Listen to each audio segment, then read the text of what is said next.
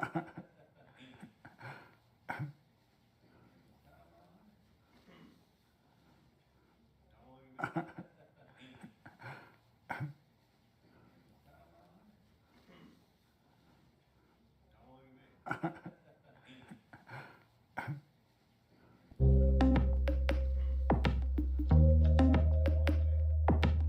have with me David Patman.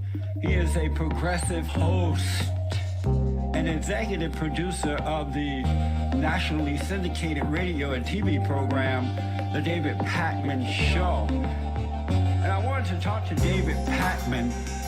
He is a beta male. David Patman. He is a beta male. Some beta males. David Patman. He is a beta male. David Patman. He is a beta male. Some beta males. Can you remind the audience, when you talk about being a beta male and being an alpha male, what are we talking about here? There are males, most men today. Yeah. Male, they think and act like a woman. They're emotional. They are mentally off. They have no logic. And that's a beta male. They go along with homosexuality. Hold on, whoa, Jesse, we got to, that's a lot. LGBTQ. That's a lot, They hold on. agree with everything that's raw. Abortion, they think and act just like a woman. A beta male does. But another beta male doesn't, because he's a logical thinking. And they're controlled by the darkness of David Patman. He is a beta male. David Patman. He is a beta male. Some beta males. David Patman. He is a beta male. David Patman. He is a beta male. Some beta males. David Patman. He is a beta male. David Patman. He is a beta male. Some beta males. David Patman. He is a beta male. David Patman. He is a beta male. Some beta males. David, you're not here to communicate. I really appreciate you coming on. I'm going to let you go. It's a waste of time to talk to you. We're not communicating. You're acting like an idiot. Because you're asking bizarre questions. You're and not acting answering like an any of them. idiot, and you're wasting my time. I appreciate you coming. All right, thank you for coming. So you know Goodbye. Goodbye. Let him know. That's a progressive vote. All men who are progressive, or males who are progressive, are weak people. They are weak people, and why have these people on? It doesn't even make sense. Look at those eyes, man. That dude is gone, ladies and gentlemen. Alex Jones is now very, very upset with me. Look at that. That is a freaking predator right there. Who thinks he's smarter than you, thinks he's better than you, and he's gonna beat you. Pac-Man never talked to the New World Order, because Pac-Man's a loser. Pac-Man's a loser. He's not a knight at the round table. That's true. I'm not a knight at the round. That actually is accurate. That dude is gone, ladies and gentlemen. Pac-Man. If I was telling my children who not to be, it's Pac-Man. Man's a loser. Smarter than you, thinks he's better than you, and he's gonna beat you. The evil's growing, it's coming. What you asked for is now at the door, scratching. So open the door and prepare to meet your destiny. Because Pac-Man's a loser. Man's a loser. That is a freaking predator right there. Who thinks he's smarter than you, thinks he's better than you, and he's gonna beat you. If there is anything that needs to be satirized and remixed, it is Trump talking about massive dumps. And by the way, extra points, if you can sample Trump saying massive dumps and me talking about it in a song, please do it.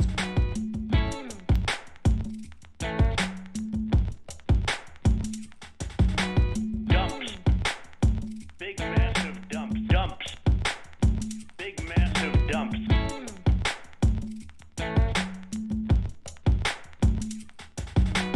Dumps. Dumps. Dumps. Dump. Dumps. Dumps. Dump. Dumps. Dumps. Dumps. Dumps. Dump. Dumps. Dumps. Dump. Dump. Big massive dumps. Dumps. Dumps. Dumps. Sure you just Dump. Dumps. Dumps. Dump. dump. Big massive dumps. Donald Trump insisted multiple that it was massive dumps that led him to lose the election, which is just On another level. On another level. Dumps. Dumps. Sure you just Dumps. dump. Big massive dumps. Dumps. Dumps. Sure you just Dumps.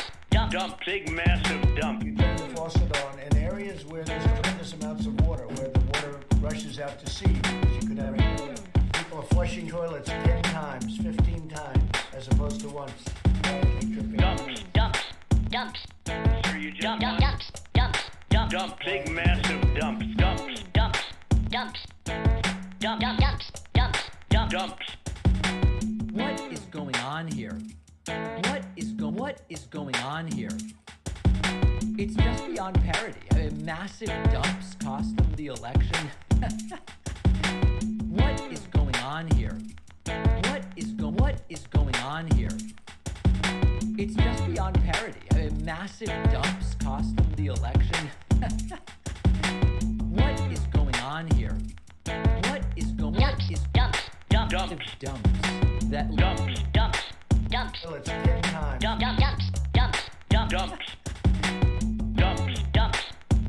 multiple times. Dumps. Uh-oh. Mangoes? My bag of mangoes. Uh-oh. I love mangoes too. 9 cents. Okay. Now that we are up under a Biden's regime, my bag of mangoes now costs $11.99. That seems like a pretty good deal. A bag of mangoes. Aren't mangoes like $3 each? That's it. I want what, $8 or $11. That sounds fair. The American people will lie. And highway robbery is what you're doing. Sure. Bring my mangoes back down. My bag of mangoes. My bag of mangoes. Mangoes? My bag of mangoes. Bring my mangoes back down. Raise the price of fruit.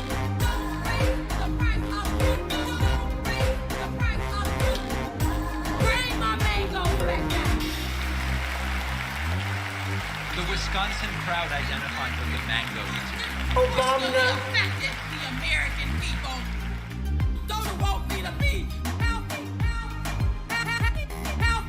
Don't want me to be healthy. And highway robbery is what you're doing. Don't raise the price of fruit. Don't raise the price of fruit. Don't raise the price of fruit. Don't raise the price of Mangoes? Well, welcome everybody. We are on what is the final scheduled January 6th Trump riot House committee hearing, and we are expecting 3 very powerful and important elements tonight. We will see if all 3 come to fruition, but the best assessment that we have based on publicly available information, which we call news articles, are that we will see 3 incredible things tonight. Number 1, some of you may remember that very hold on a second. Let me just block a couple people. Already people getting blocked. Bye-bye. Okay, there we go. Banhammer.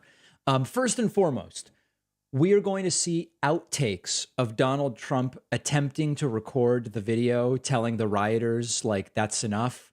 But he's, like, not really wanting to say the things they want him to say because he doesn't really want to denounce the rioters. It's pretty interesting stuff. So we're going to see outtakes and excerpts of that. Going to be insane if that's part of today's hearing. Number 2, we are going to, I don't think it'll be live testimony, but we are going to potentially see testimony of Donald Trump's former White House lawyer, Pat Cipollone, also known as Patsy Bologna, which was how the closed captioning almost universally interpreted Pat Cipollone's name, Patsy Bologna. And third, we are going to see either live or recorded testimony of the deputy national security advisor under Scrumps. And that should be extraordinarily compelling as well. So any 2 of those 3 elements would make this arguably the most interesting of all of the hearings so far. If we got all 3 of those, it would be absolutely stunning stuff, which is why I'm particularly glad that you're here. Sometimes I'm sort of like indifferent to whether you're here. And then sometimes I'm like kind of into it, but I actually am thrilled that every single one of you is here today. And we have a lot of things to go over. And I don't even know that I should be delaying. From the standpoint of super chats, Ben Hubert says, beautiful coverage tonight, David, sir. Love that the stream intros keep getting longer and longer. I jam out to mangoes every time. That's a big one.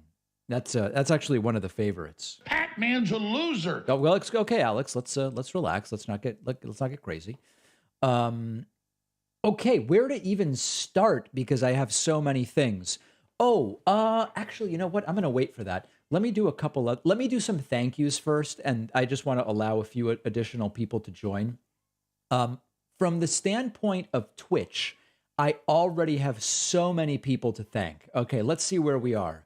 Blueberry Babe, Bone Master, Nug Wrangler, Skittle Stew with 5 is 8, Nasty Questions is 9, ESO TV with 2 subscriptions, 10 and 11, Snappy Tam, number 12, General Anubis, 13, Herp Z, Mercilist, and Robot Laser Party put us at 16, and Slingblade 999, now a Twitch Prime member, for 28 months, and that puts us at 17 right off the bat.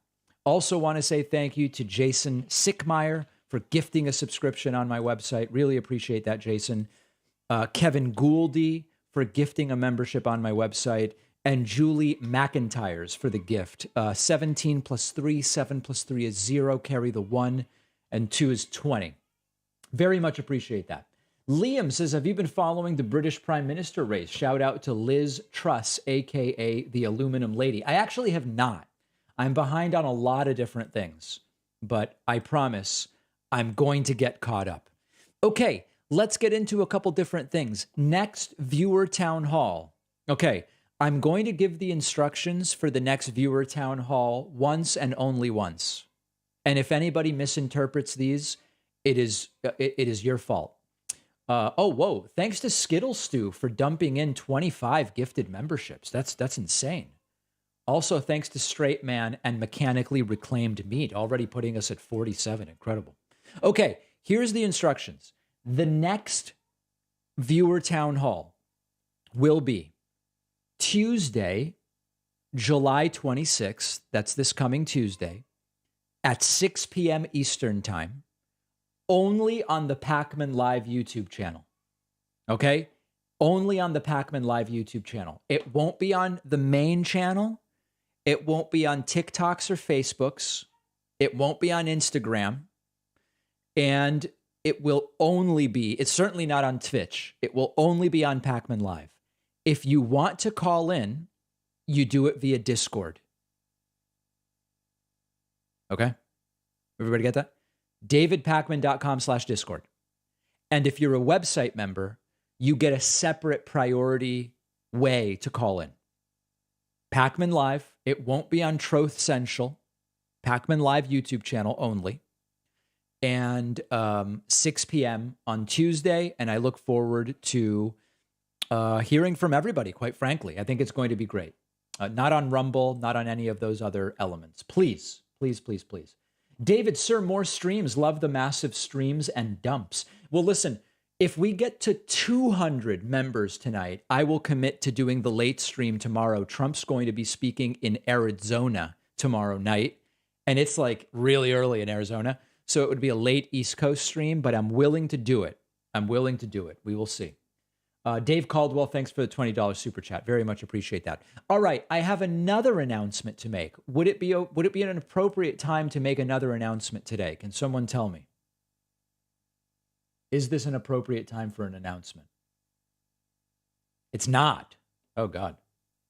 Okay, here's the next announcement. This is by popular demand. Because of the incredibly positive feedback to when I do personal finance content, like debunking Dave Ramsey, the right-wing nut, okay? By popular demand, we are going to be launching a personal finance YouTube channel where I will only do personal finance. We will do clips, and they will be personal finance related. We will do calls, but I will only take personal finance questions, okay? What I need from you is 11,700. Oh, no, sorry, no. What I need from you are suggestions for what the channel should be called. Okay? We need something clever. And we're not yet sure whether my name should be part of it, because one of the nice things about this channel would be that it can be more than just me, and we can get different personal finance people in to answer your questions. Okay? So like someone suggested Pack Money. Yeah, that's in the chat already. Pack Money. I get it. But I just don't know if that's too narrow. So if you have ideas, email info@davidpakman.com. In the title, just put finance channel names. Okay? Super Pack Money. I don't know that that's too different than Pack Money. It won't be stunks. It won't be make money fast or anything like that.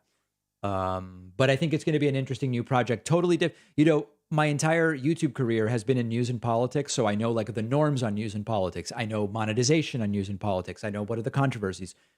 This is just a completely new area. And why not dedicate a day of the week on the show to financial stuff? It'll get lost.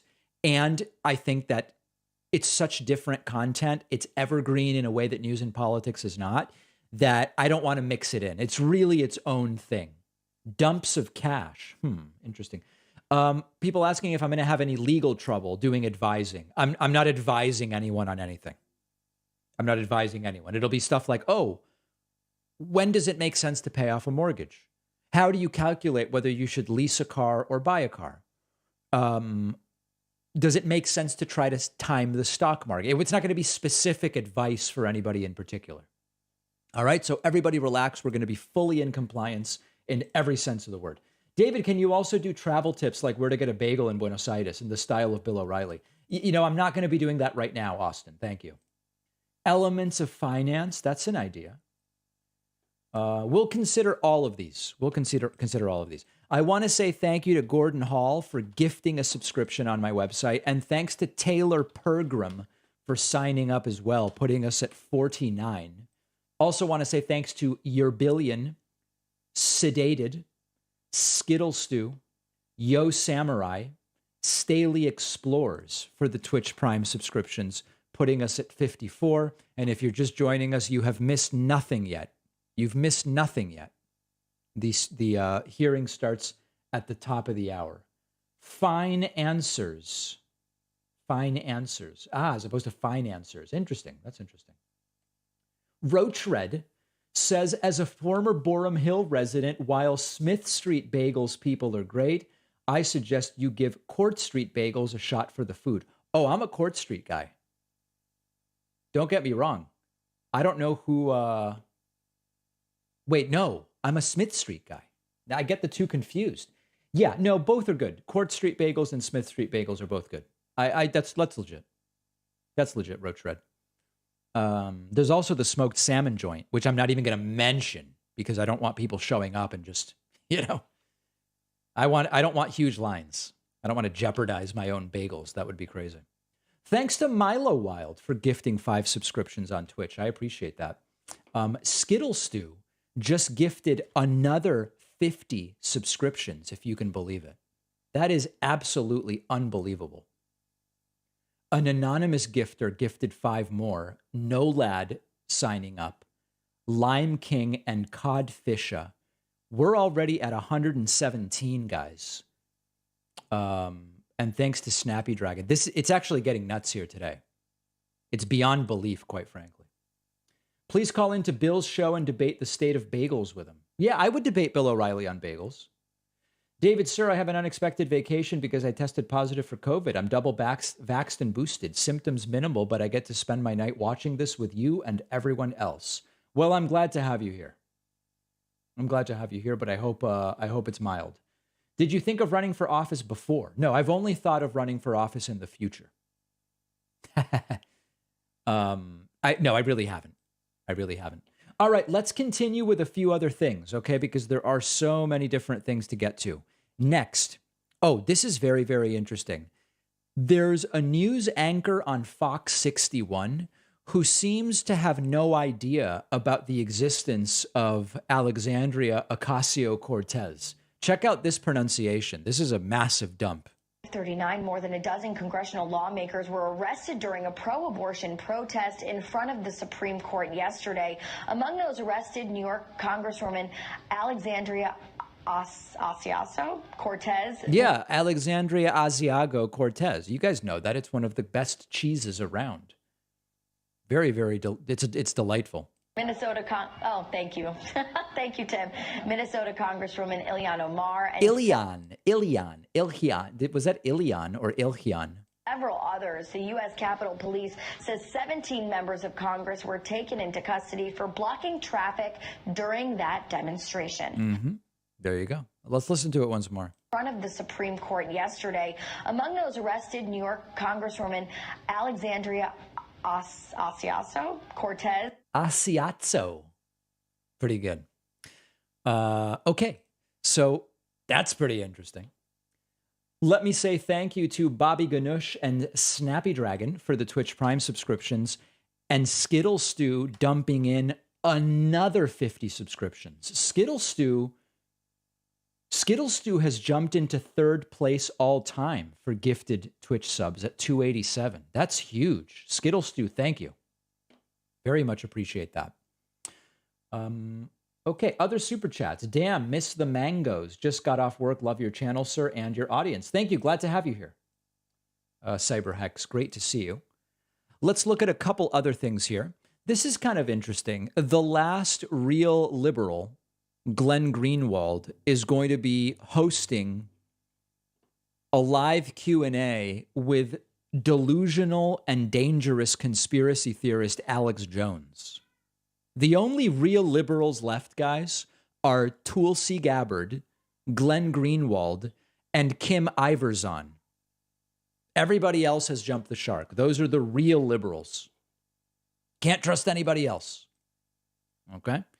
And yeah, that's not for real. That's a joke. Okay?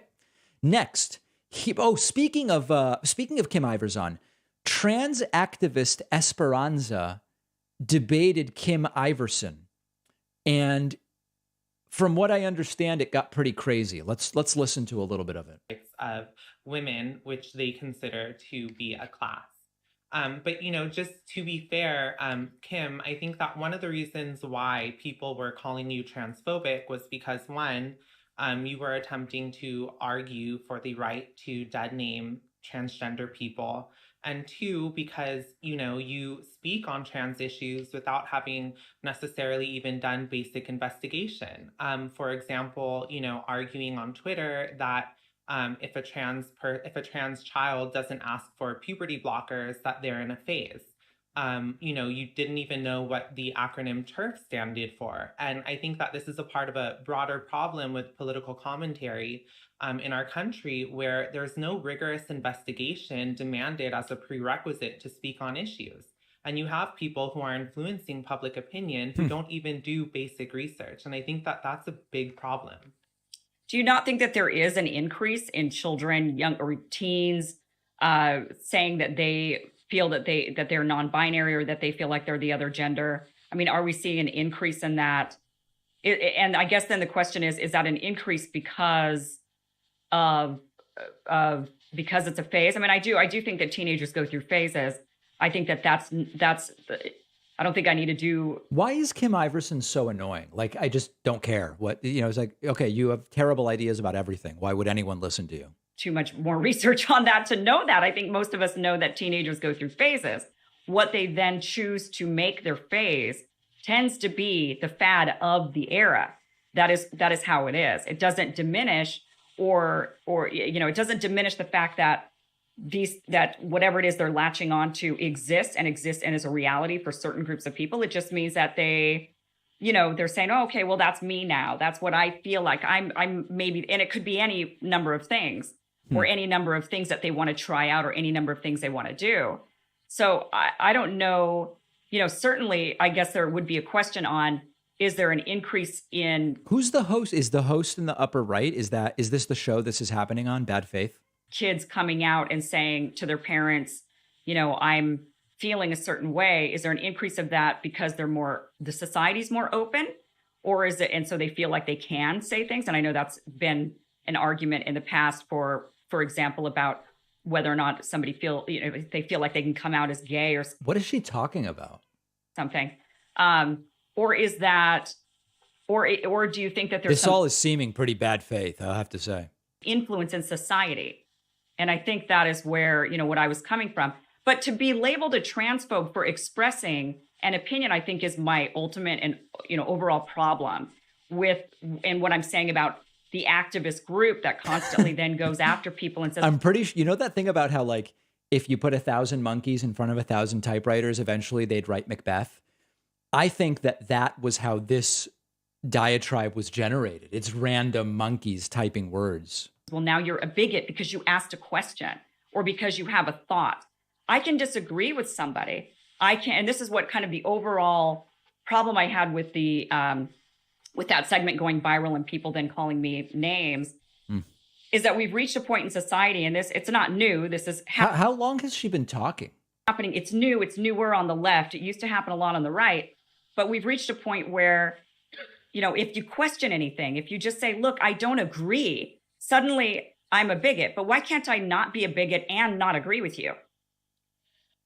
Well, and I want to say too that, we could discuss the reasons why, for example, younger adults are more likely than older adults to identify as transgender. We could discuss those trends, but there needs to be a level of rigor, a level of scientific rigor that is demanded of people who have platforms, who are influencing public opinion.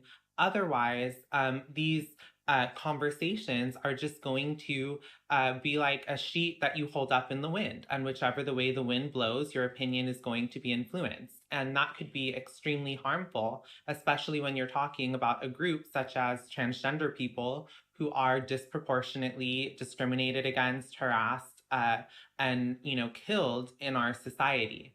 And again, that's why I think, let's not be juvenile here. I get hate all the time on Twitter, but we can't pretend like that's the reason that, violence against transgender people exists. I mean, the state has repressed transgender people and gender variant, gender diverse people since before the trans movement ever arose. So historically speaking, that just simply cannot be the reason for anti-trans violence, right? Because it existed before the activist movement did. Well, let me see if I can tease out a couple of things here.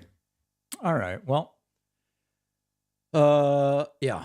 So that's that. I mean, I guess I don't know how much more there is really to say about it, but there's Kim Iverson with opinions about trans. I mean, she's entitled to her opinions, and I don't even know what else to say about it. Listen, thank you to Skittle Stew for dumping in another 100 Twitch subscriptions. Thanks to Chunky Strudel, Malrec, Lambert 417 for the Twitch Prime subscriptions. And I do have to thank people signing up on our website. Stephen Bond has just gifted a membership. Jacob Pagesh has just gifted one. Gordon Hall sends a gift. Jason Sickmeyer sends a gift. And Jacob Pagesh with another one. That's $279. And let's go for 300. Okay, let's look at a few other... Oh, I don't have any other super chats, it looks like. Okay. No problem.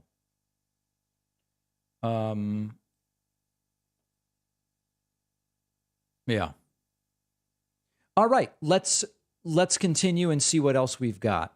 Here is a Christofascist indoctrination ceremony. This is extremely disturbing. Extremely disturbing. All right, go ahead. All right, Dutch, lead us. So we'll read it together, okay? As a patriot of faith, I attest my allegiance first and foremost to the kingdom of God and the Great Commission. Secondly, I agree to be a watchman over our nation concerning its people and their rights for life, liberty, and the pursuit of happiness. Whereas we, the church, are God's governing body on the earth. Whereas we have been given legal power from heaven and now exercise our authority. Whereas we are God's ambassadors and spokespeople over the earth. Whereas through This is really not a cult. Nobody needs to worry that this is a cult. Whereas, because of our covenant with God, we are equipped and delegated by Him to destroy every... Don't tell me this is 4 minutes long. Oh my God, it is. Look at that. It's really 4 minutes? Oh no, it glitched out. Oh, hold on a second. Let's see what the deal is. Oh, it is. Oh my God. They're on point number 12. Look at this. We will operate in unity, going beyond denominational lines in order to accomplish the purposes of God. All right, I got to get away from it. It's completely bonkers. Tim Pool called the Ohio child rape story a hoax, apparently even after it was confirmed to be true. Like, initially, a bunch of right-wingers called it a hoax. But then I guess Tim Pool was still calling it a hoax after we knew it wasn't. Imagine what would happen if a little girl went to a clinic and they denied her. And then the left went, look at what's happening. That would have been a powerful, powerful smack in the face of what was happening with these bills, with these heartbeat bills. Okay. There's a reason why they didn't try, because the greater possibility was medical exemption. There's no rape kit. There were no criminal charges, not until now. Why didn't anyone, knowing this girl, report this? This is why I say, ladies and gentlemen, I do believe it is a hoax. Now, as to my previous statements, I want to make sure I clarify. I don't like the vague natures of this. There is a possibility that a little girl, a family might say, we go to the hospital and we seek an abortion and they don't give it to you. Well, that's it. It's over. You're done. You will carry it and they will not let you leave. And then what do? That's possible. And that's the kind of thing we need to be careful about. But I will say the opportunity for the left here was the PR move, which says to me, I think it's a hoax. I think it is a hoax in the sense, and I love the left is going to freak out saying, it really happened. I know it really happened. I mean, we've got it here. Oh. We've got the guy being criminally charged. Lock him up, throw away the key, boot him out of the country, whatever. Okay. Illegal immigrant who did this poor child. But I think the left is manufacturing and manipulating the circumstances to create a political story. It literally is what it was described as. What is he even talking about? He's like, the story's completely true, but the left has manipulated it into a hoax. Oh, well, which aspect? Because they probably would have gotten the services under the medical exemption. And if they didn't, it would have resulted in the AG coming out and saying this is wrong and we're going to make sure she gets the medical services she needs. And the hoax is that if they had filed legal action, they could have gotten the abortion in Ohio. I guess that's the hoax or something like that. Very, very strange. Strange. Not like a hoax I've ever seen. That's for damn sure.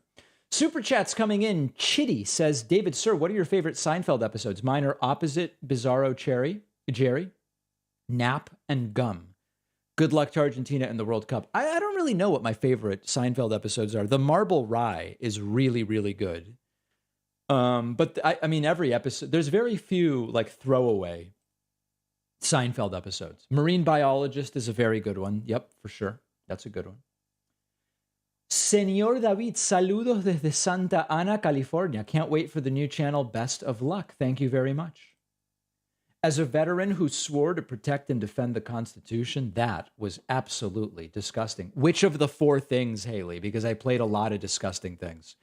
I have to thank Skittle Stew, who just gifted another 50 subscriptions, putting us at 329. Guys, let's go for 400. I want to say thanks to Blueberry Babe, Newphisaurus Rex for 2, Have One and His Dudeness and Nikki, putting us at 334. And also thanks to people signing up on my website. Aaron Brooks is a new member, and Christine Dierel, I hope I'm pronouncing that correctly. And also a big thank you to Amber Fritz for gifting a subscription on the website. If you want a free subscription, go to davidpakman.com/free subscriptions. We're down to only about 180 people waiting for free website memberships. That's actually very low. It's been as high as 600, but we've been able to kind of clear the pipes thanks to people's gifts. So if you want a free membership on my website, go to davidpakman.com/free membership. Okay, very, very simple. Okay, we have an idea for your Money Talks YouTube channel if someone hasn't thought of this one yet. Pack on stacks or something to that effect. Okay, it's an idea. Being a Tesla electric vehicle driver in Minnesota who drives all over, I found Janine's electric vehicle comments amusing. I prefer Caribou coffee too. All right, thank you, Joe. It was that gross cult chant. Okay, that was the extra gross thing. Thank you, Haley. I very much appreciate that. All right, let's get to a couple of other things. Oh, I wanted to play a couple of voicemails because voicemails are coming in. 219-2-David-P is the number. A lot of people calling in about Jesse Lee Peterson. Hey, David, it's Guy in Brookfield. After I viewed that clip of Jesse Lee Peterson causing that accident while he's being harassed by that reporter, you know, he's a despicable human being. But when you step back and look at what a tortured soul he must be, he's born with that defect. You could tell he's got a hair lip and a cleft palate. So I don't know, maybe, and then he's gay, and he passed, he's gay, he's black, he can't stand black. The self-loathing of this man must be amazing. Yeah. And to think of, you know, and he's a sexual predator, so his life is destroyed. I'm going to tell you something. I would not be surprised if he commits suicide, okay? Oof. Because his life is so effed up. Well, I hope that doesn't happen. Yeah, if people don't know, Jesse Lee Peterson, well, check this out. This is what happened. Lee's approaching a crosswalk. Sometimes traffic gets going pretty fast here, and he looks like he's just going to step right into it. Car slams on its brakes. Car behind it slams into that car. You're running from your what you've been doing for 31 years. There it is. Oh my God. And Jesse Lee doesn't even react to the car wreck he causes. Jesse's so upset that he tried to cross the street before he should have and caused these cars to stop and bash and that's pretty serious damage. Into each other. So that's because what a situation. by now it's insane. Everything about it is completely insane. Oh my God. Now I to say he caused the accident. I know that all of our insurance people are saying when you rear end someone, it's your fault. Like they were following too closely or going too quickly or whatever. But oh my God, what an insane, and the casual nature when the crash happens, Jesse doesn't even react. You're running from your what you've been doing for 31 years. There it is. God, a complete non-reaction from Jesse. See, Lee doesn't even react to the car wreck he causes. Jesse's so upset that he tried to cross the street before he should have and caused these cars to stop and bash and that's pretty serious damage. All right, let's get away from it. It's completely nuts, and we shouldn't be laughing at a car accident. I mean, the entire situation is crazy, you know, and it's like the accident itself isn't funny. And obviously, I hope nobody got hurt. Obviously. But it's like truth is stranger than fiction. Folks, Skittle Stew just gifted another 50 subscriptions, putting us at 387. Also want to say thanks to Lantern Jim, Jen here, and Mushroom Wand, putting us at 390. We are about 15 minutes away from the start of this committee hearing, and it's going to be absolutely crazy. Absolutely crazy. I'm so glad that you're here.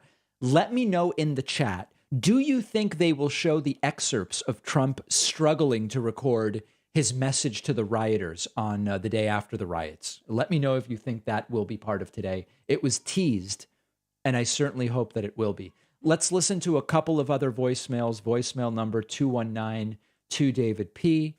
Our friend Juan has called in. Hey, David. It's Juan again. The reason why the religious right dislike, hate, or have ill will against women, I think is a subconscious one. Okay. I'll give you two reasons. Please. Number one, Herodias, okay, King Herod's most recent wife, killed John the Baptist out of hateful grudge. You know, I'm going to get away from it because this is a line of thought I'm not that interested. Like, I don't care what that, I just don't think it's for this channel. Let's try a different one from Juan. Hey, David, it's Juan here. I have a question.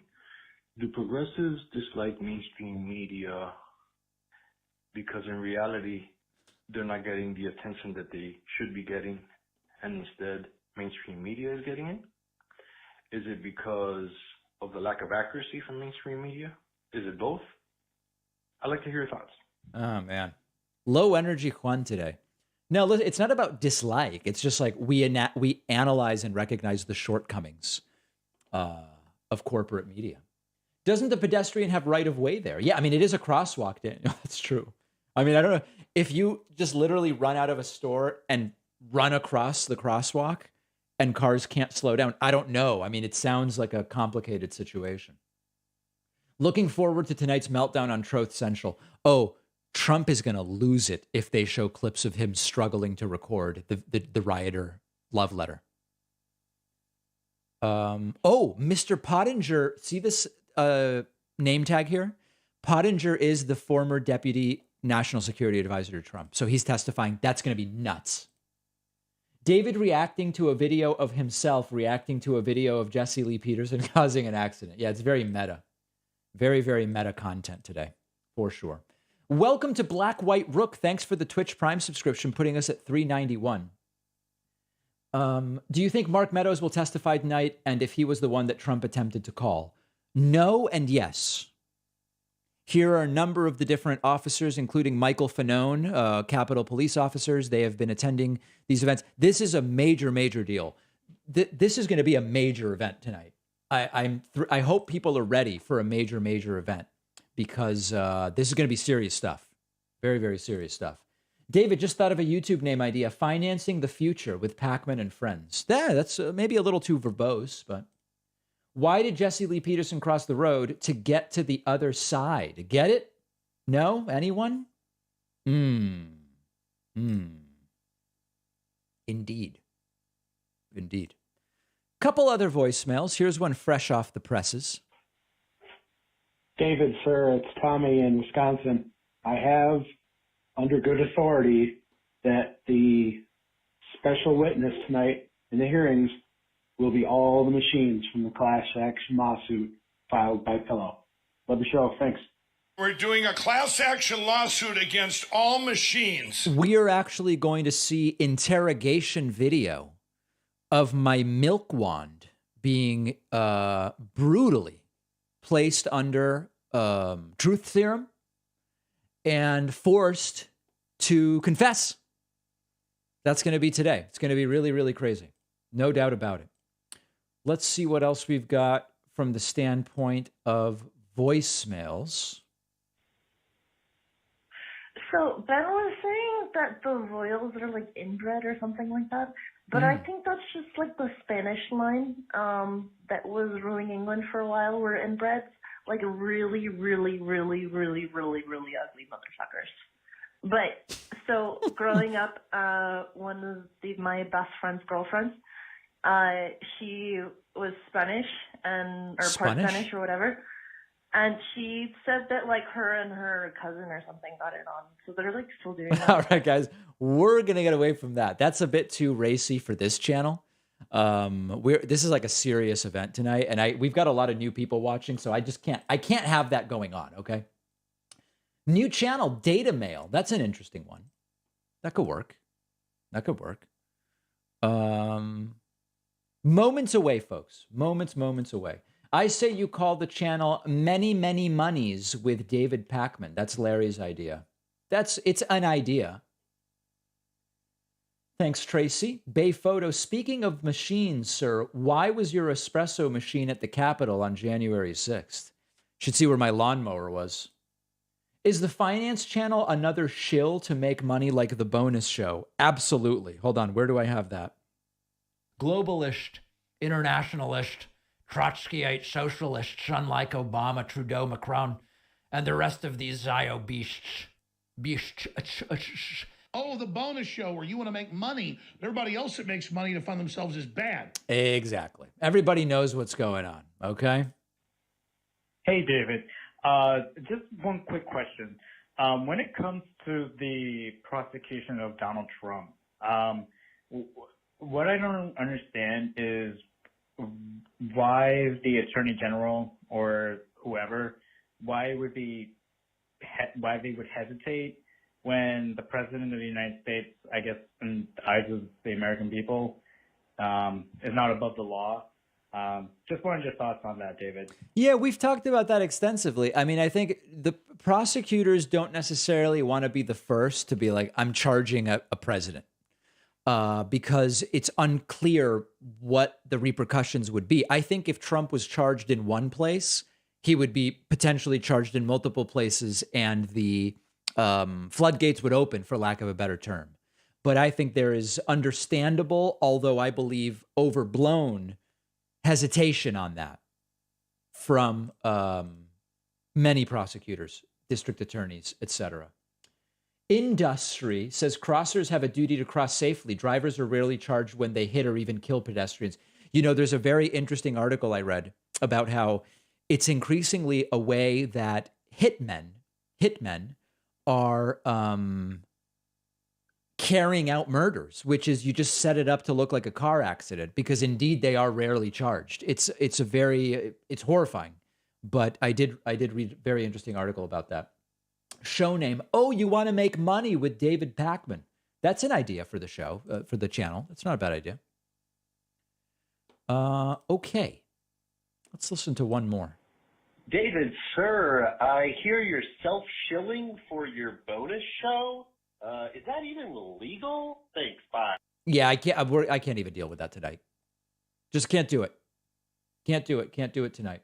Okay, if you're just joining us, we are moments away from the final, as far as I know, January 6th committee hearing. We are going to hear from the former Trump Deputy National Security Advisor, Matthew Pottinger. We are reportedly going to see excerpts of Donald Trump struggling with what to say in a message to the rioters in the aftermath of the riots. Seems super interesting.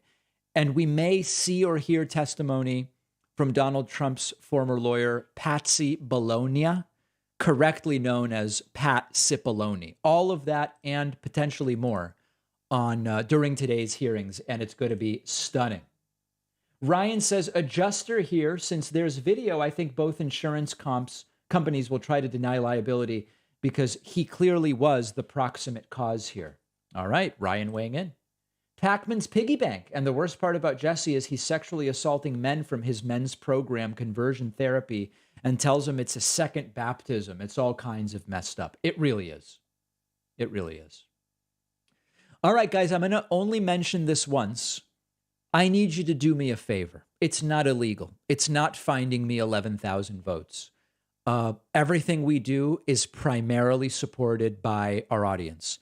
I would love it if you went to my website, joinpakman.com, and grabbed a membership. The memberships come with great strength and great benefits, including the bonus show, commercial-free audio and video streams of the show, and priority access during Tuesday's town hall. You'll get a dedicated member-only way to get in touch with me. Today's coupon code is INDICT, as you can see above my head. It shouldn't need explanation. The meaning of that coupon code should be clear, given the subject matter. And the coupon code offers such a discount that I don't even want to go into detail with percentages. Now, if you don't like the coupon code INDICT and you prefer something different, Obama, you can use the coupon code Obama as well. It's actually an even bigger discount.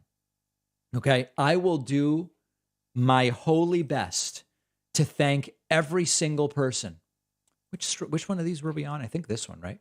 Every single person, we need higher quality than this, who gets a membership on the website today.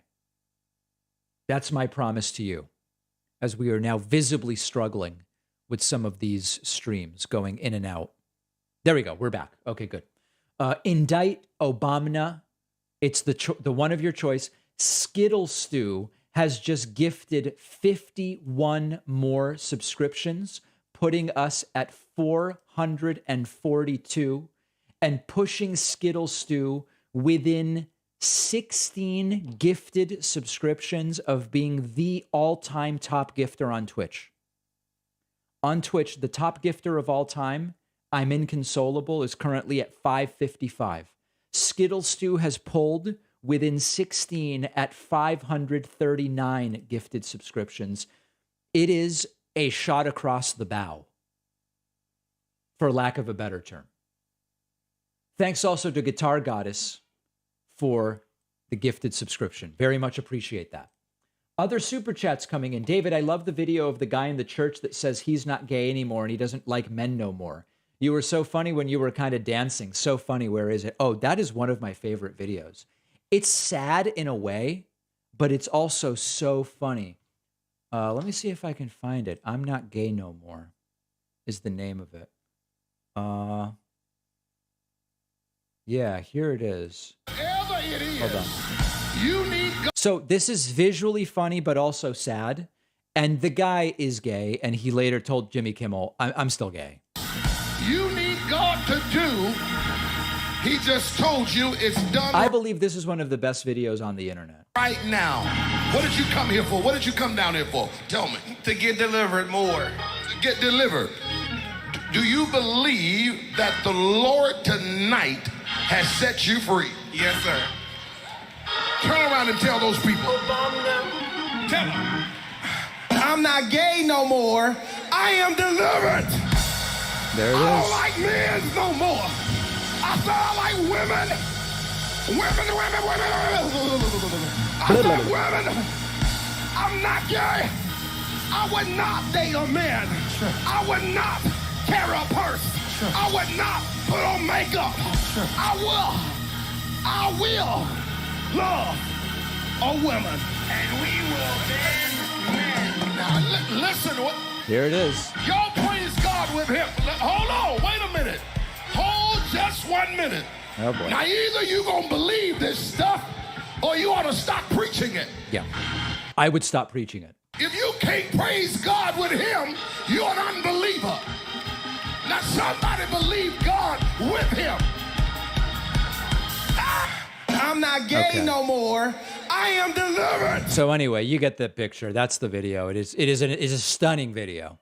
Absolutely one of my favorites. Really hard to beat it. Very, very hard to beat it. Okay, let's see what else we've got here. David, sir, I need 11,780 French fries for my ketchup. Give me a break. Helping a new dad with diapers. Thank you. Thanks for all you do, David P. Much respect. Thank you. I very much appreciate that. Okay. Let me thank people dumping in memberships on my website. This is crazy. John McNamara is a new member. Hector Simpson has signed up. Spence Peacock is a new member. Jay Sherman, new member. Christopher Kaufman has signed up. Kenneth Mello is a new member. Ty Sullivan has signed up. Clavira Wang is a new member. Mickey Maffei has signed up. Oh boy, I'm having trouble keeping up. Tracy Tolman, new member. Peter Harms, new member. That's 10, putting us at 453. Guys, I think this might be a record. I think we're hitting a record. And then the gifts are dumping in. Oh, wait, no, hold on. There's more. Christopher Simpson, new member. Brian Irwin, new member. No, this one's not it. Hold on. Wesley Fritz is a new member. That's 456. I don't think we've ever had 500. Witnesses entering. Witnesses entering. We are starting very soon. Then he said, Sir David, is your standpoint on standpointing still the best we've ever seen? Also, sir, thank you for all you dodo. Yes, I said, well, Detonation is on fire today. Let's listen. Very little audio so far. Thanks to Oceanova for the Twitch Prime subscription. Voicemails continue to come in. Hi, David. This is Mike from Hamilton, Ontario, Canada. you got to call your new show David Ends. Like dividends, but David Ends. Maybe a little gayer, but, you know, it would be perfect. What? It's bizarre. David, Steve from Canada calling. I just thought of an idea for your financial business or your financial video streaming site. Yeah. Maybe call it Financial Pack.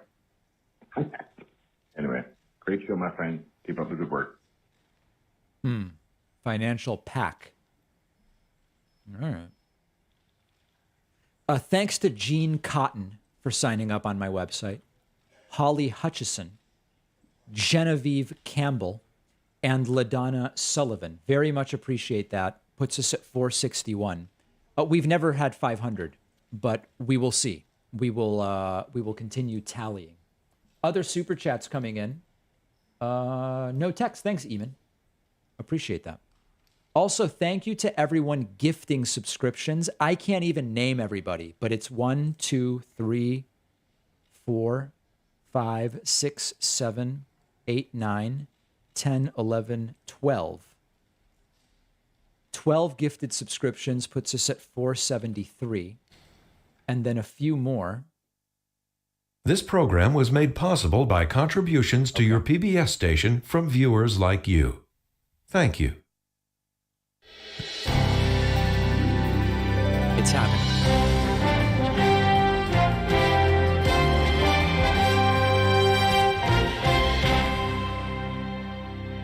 Good evening. I'm Judy Woodruff, and welcome to this PBS NewsHour special. All right, let's see if we can get video in the room. Here we go. I prefer the video in the room, and of course, only the best for my audience. We want it in the highest definition possible. Folks, if you have any thoughts about what we're going to see, of course, you can always send a super chat. Hey, David, this is Callie from Alabama. I just wanted to say that I love your show and keep up the great work, my friend. Thank you. Appreciate that very much.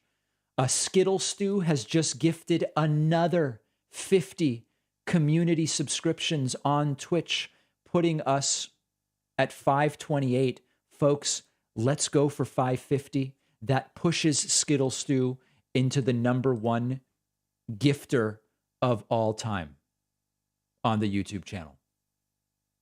Thanks to TR Napsta, May Rican has just gifted 10. That puts us at 539. This is a record. To the Russia investigation, Ukraine impeachment, even the impeachment at the beginning of last year. Here we go. In those instances, there were a handful of witnesses who stepped forward as whistleblowers.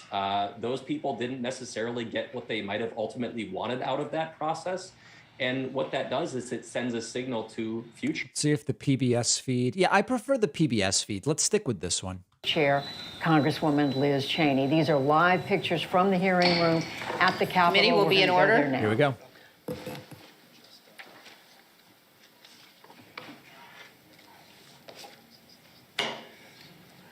Good evening. Earlier this week, I received a positive COVID diagnosis. Oh, boy. Per CDC guidelines, I've received the initial 2 shots and all of the boosters. Thus far, I've been blessed to experience very minimal symptoms. Because I'm still quarantined, I cannot participate in person with my colleagues. I've asked our Vice Chair, Ms. Cheney, to preside over this evening's hearing, including maintaining order in the room and swearing in our witnesses. Over the last month and a half, the Select Committee has told the story of a president who did everything in his power to overturn an election. He lied, he bullied, he betrayed his oath. He tried to destroy our democratic institutions. He summoned a mob to Washington. Afterward, on January 6th, when he knew that the assembled mob was heavily armed and angry, he commanded the mob to go to the Capitol, and he emphatically commanded the heavily armed mob to fight like hell. True. For the weeks between the November election and January 6th, Donald Trump was a force to be reckoned with. He shrugged off the factuality and legality correct, sober advice of his knowledgeable and sensible advisors. Instead, he recklessly blazed a path of lawlessness and corruption, the cost to which democracy be damned. And then he stopped. For 187 minutes on January 6th, this man of unbridled destructive energy could not be moved, not by his aides, not by his allies, not by the violent chants of rioters or the desperate pleas of those facing down the riot. And more tellingly, Donald Trump ignored and disregarded the desperate pleas of his own family, including Ivanka and Don Jr. Even though he was the only person in the world who could call off the mob he sent to the Capitol, he could not be moved to rise from his dining room table and walk the few steps down the White House hallway into the press briefing room where cameras were anxiously and desperately waiting to carry his message to the armed and violent mob, savagely beating and killing law enforcement officers, revenging the Capitol, and hunting down the Vice President and various members of Congress. He could not be moved. This evening, my colleagues, Mr. Kingsinger of Illinois and Ms. Luria of Virginia, will take you inside the White House during those 187 minutes. Wow. We also remind you of what was happening at the Capitol minute by minute as the final violent, tragic part of Donald Trump's scheme to cling to power unraveled while he ignored his advisors, stood by and watched it unfold on television. Let me offer a final thought about the Select Committee's work so far. As we've made clear throughout these hearings, our investigation goes forward. We continue to receive new information every day. We continue to hear from witnesses. We will reconvene in September to continue laying out our findings to the American people. But as that work goes forward, a number of facts are clear. There can be no doubt that there was a coordinated, multi-step effort to overturn an election overseen and directed by Donald Trump. There can be no doubt that he commanded a mob he knew was heavily armed, violent, and angry, to march on the Capitol to try to stop the peaceful transfer of power. And he made targets out of his own vice president and the lawmakers gathered to do the people's work. These facts have gone undisputed. And so there needs to be accountability. Accountability under the law.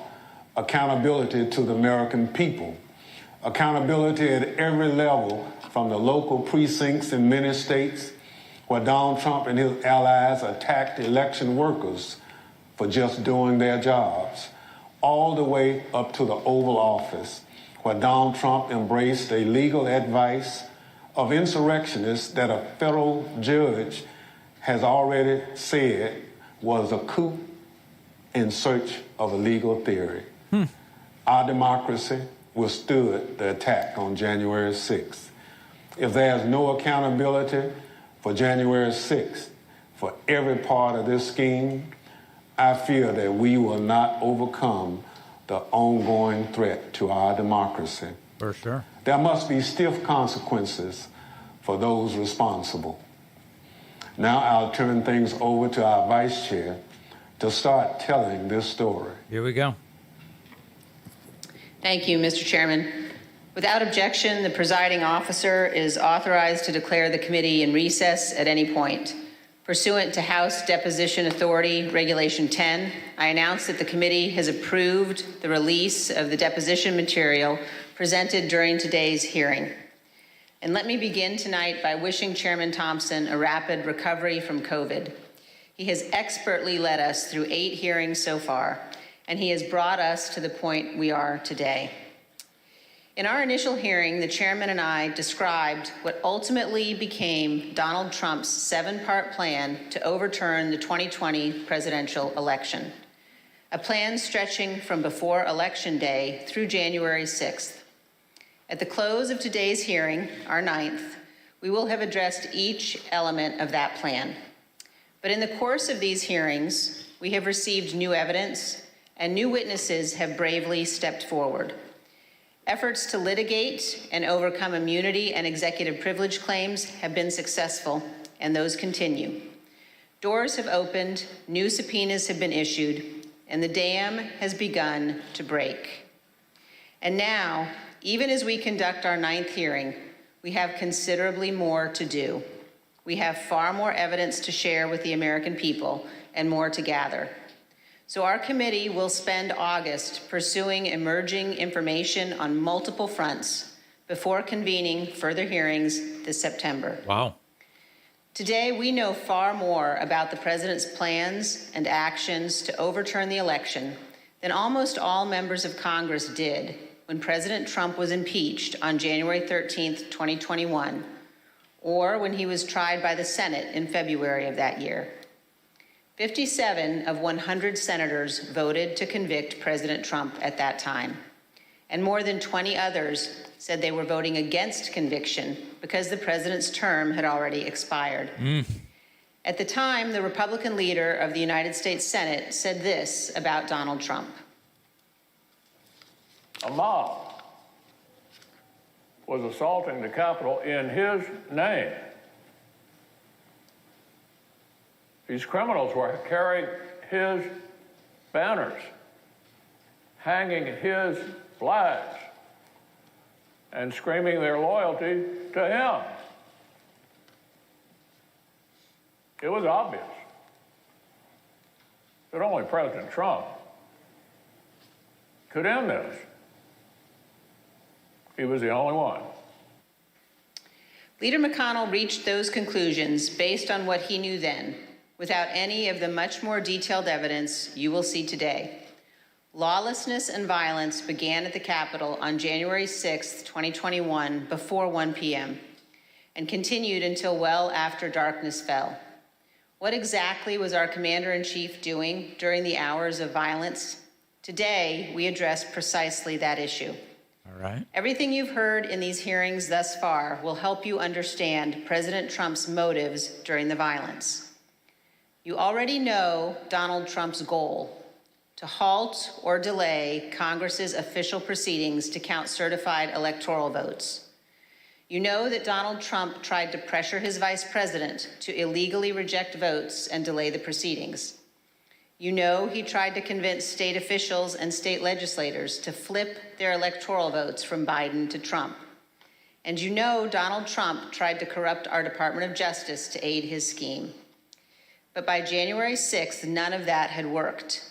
Only one thing was succeeding on the afternoon of January 6th. Only one thing was achieving President Trump's goal.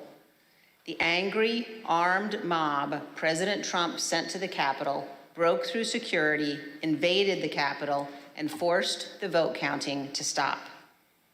That mob was violent and destructive, and many came armed. As you will hear, Secret Service agents protecting the vice president were exceptionally concerned about his safety and their own. Republican leader Kevin McCarthy was scared, as were others in Congress, even those who themselves helped to provoke the violence.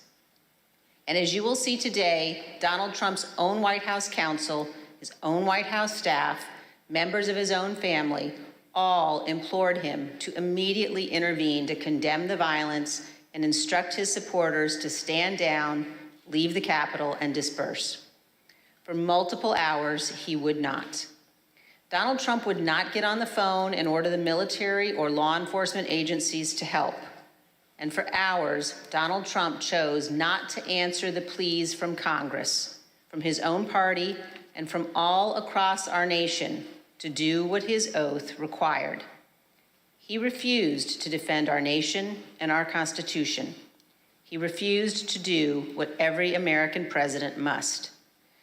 In the days after January 6th, almost no one of any political party would defend President Trump's conduct, and no one should do so today.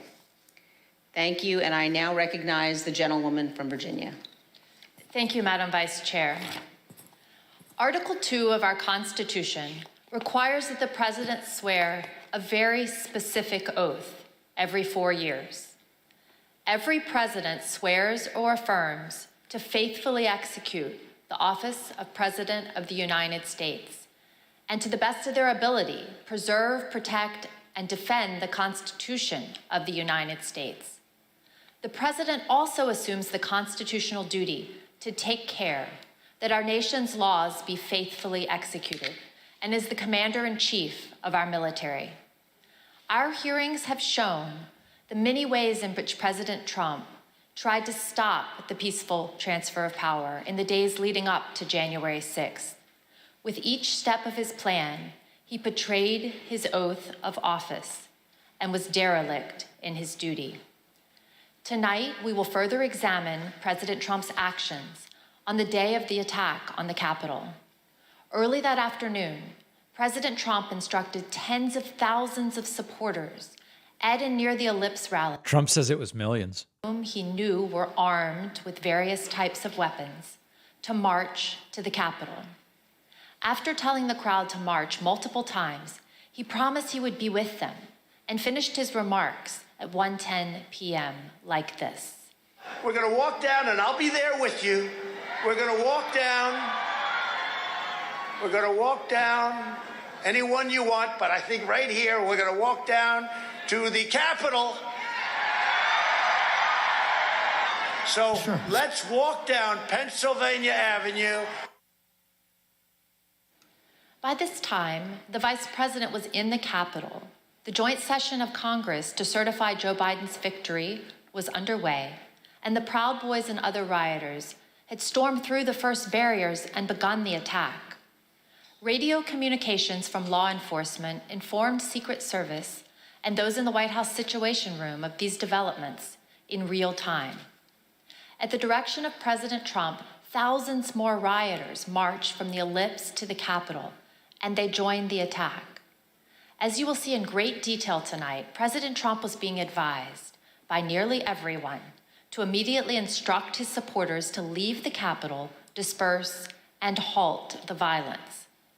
Virtually everyone told President Trump to condemn the violence in clear and unmistakable terms. And those on Capitol Hill and across the nation begged President Trump to help. But the former president chose not to do what all of those people begged. He refused to tell the mob to leave until 4:17, when he tweeted out a video statement filmed in the Rose Garden, ending with this. We love you. So go home. We love you. You're very special. You've seen what happens. You see the way others are treated that are so bad and so evil. I know how you feel. But go home and go home in peace. By that time, 2 pipe bombs had been found at locations near the Capitol, including where the vice president-elect was conducting a meeting. Hours of hand-to-hand combat had seriously injured scores of law enforcement officers. The Capitol had been invaded, the electoral count had been halted as members were evacuated. Rioters took the floor of the Senate. They rifled through desks and broke into offices, and they nearly caught up to Vice President Pence. Guns were drawn on the House floor, and a rioter was shot attempting to infiltrate the chamber.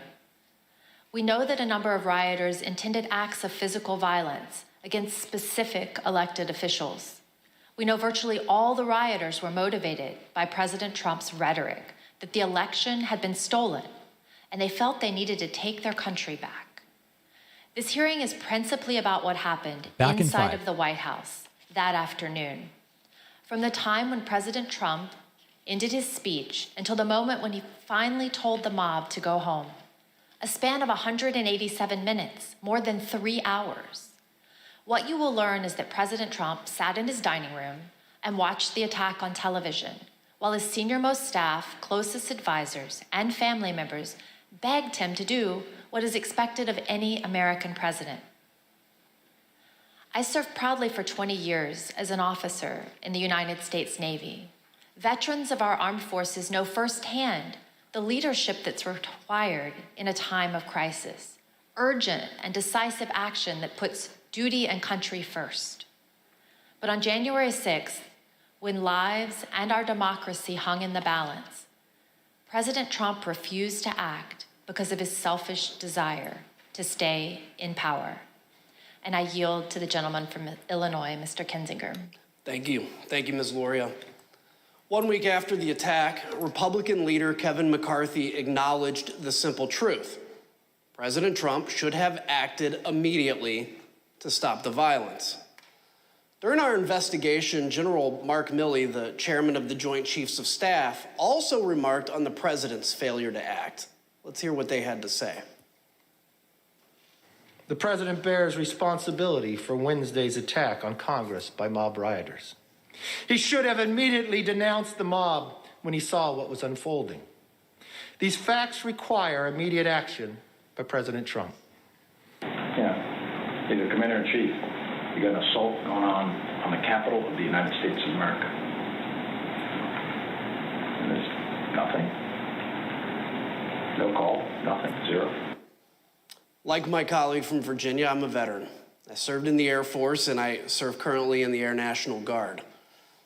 I can tell you that General Milley's reaction to President Trump's conduct is 100% correct. And so was Leader McCarthy's. What explains President Trump's behavior? Why did he not take immediate action in a time of crisis? Because President Trump's plan for January 6th was to halt or delay Congress's official proceeding to count the votes. The mob attacked the Capitol the mob attacking the Capitol quickly caused the evacuation of both the House and the Senate. The count ground to an absolute halt and was ultimately delayed for hours. The mob was accomplishing President Trump's purpose, so of course he didn't intervene. Here's what will be clear by the end of this hearing. President Trump did not fail to act during the 187 minutes between leaving the ellipse and telling the mob to go home. He chose not to act. But there were hundreds that day who honored their oaths and put their lives on the line to protect the people inside the Capitol and to safeguard our democracy. Many of them are here tonight with us, and many more are watching from home. As you already know, and we'll see again tonight, their service and sacrifice shines a bright light on President Trump's dishonor and dereliction of duty. I yield to the Vice Chair. Thank you very much, Mr. Kinzinger. I'd like to begin by welcoming our witnesses this evening. Tonight we're joined by Mr. Matthew Pottinger. Mr. Pottinger is a decorated former Marine intelligence officer who served this nation on tours of duty in Afghanistan and Iraq. He served in the Trump White House from the first day of the administration through the early morning hours of January 7th, 2021. The last role in which he served in the White House was as Deputy National Security Advisor to the President of the United States. We're also joined by Sarah Matthews. Ms. Matthews started her career in communications, working on Capitol Hill, serving on the Republican staffs of several House committees. She then worked as Deputy Press Secretary for President Trump's re-election campaign before joining the Trump White House in June of 2020. She served there as Deputy Press Secretary and Special Assistant to the President until the evening of January 6th, 2021. I will now swear in our witnesses. The witnesses will please stand and raise their right hands. Do you swear or affirm under penalty of perjury that the testimony you are about to give is the truth, the whole truth, and nothing but the truth? So help you God. Thank you. You may be seated, and let the record reflect that the witnesses answered in the affirmative. Thank you both again for being here tonight. Mr. Pottinger, thank you for your service to the nation as well as for joining us this evening. Can you please briefly explain what your responsibilities were as Deputy National Security Advisor to the President? Thank you, Madam Vice Chair. When I started at the White House, I was a senior director for Asia on the National Security Council staff. So that was a job that involved helping coordinate the president's Asia policy. I supported the president when he met or interacted with Asian leaders. Later, 2019, I was promoted to the job of Deputy National Security Advisor. In that role, I was the chairman of the Deputies Committee. That's an NSC meeting of all of the deputy cabinet secretaries. We would settle important matters of national policy related to our national security, and we would also tee up options for the president and for his cabinet members. It was, I felt then, as I do now, that it was a privilege to serve in the White House. I'm also very proud of President Trump's foreign policy accomplishments. We were able to finally compete with China. We were also able to broker peace agreements between Israel and 3 Arab states. I mean, those are some examples of the types of policies that I think made our country safer. Thank you, Ms. Pottinger. And were you in the White House during the attack on the Capitol on January 6th? For most of the day, I was in the White House, although when the president was speaking at the rally, I was actually off-site at a scheduled meeting with India's ambassador to the United States. The National Security Council staff was not involved in organizing the security for what was a domestic event, the rally, but I did return to the White House at roughly 2:30 p.m. Thank you, and I know my colleagues will have additional questions for you about that afternoon. Let me turn now to you, Ms. Matthews. How did you come to join President Trump's White House staff? Thank you, Madam Vice Chair. As you outlined, I am a lifelong Republican, and I joined the Trump re-election campaign in June of 2019. I was one of the first communications staffers actually on board for his re-election campaign. And during that time, I traveled all around the country and met Kayleigh McEnany, who was also working on his re-election campaign. I worked there for a year, and I formed a close relationship with Ms. McEnany, and she moved over to the White House in April of 2020 to start as White House press secretary, and she brought over a group of campaign staff with her, and so I joined her over at the White House in June of 2020 to start as her deputy. And were you, Ms. Matthews, at work in the White House on January 6th? Yes, I was working out of the West Wing that day. Thank you. And now I'd like to recognize the gentlewoman from Virginia and the gentleman from Illinois. Thank you, Madam Vice Chair. As you've seen in our prior hearings, President Trump summoned the mob to D.C. on January 6th. Before he went on stage, he knew some of them were armed and prepared for combat. During his speech, he implored them to march to the Capitol, as he had always planned to do. By the time he walked off the stage, his supporters had already breached the outer perimeter of the Capitol at the foot of Capitol Hill. Since our last hearings, we've received new testimony from a security professional working in the White House complex on January 6th, with access to relevant information and responsibility to report to national security officials. This security official told us that the White House was aware of multiple reports of weapons in the crowd that morning. We as a committee are cognizant of the fear of retribution expressed by certain national security witnesses who have come forward to tell the truth. We've therefore taken steps to protect this national security individual's identity. Listen to this clip from their testimony. What was the consistent message from the people about this idea of the president to walk to the Capitol? To be completely honest, we were all in a state of shock. Because why? Because it's just, one, I think the actual physical feasibility of doing it, and then also we all knew what that implicated and what that meant. That this was no longer a rally, that this was going to move to something else if he physically walked to the Capitol. I don't know if you want to use the word insurrection, coup, whatever.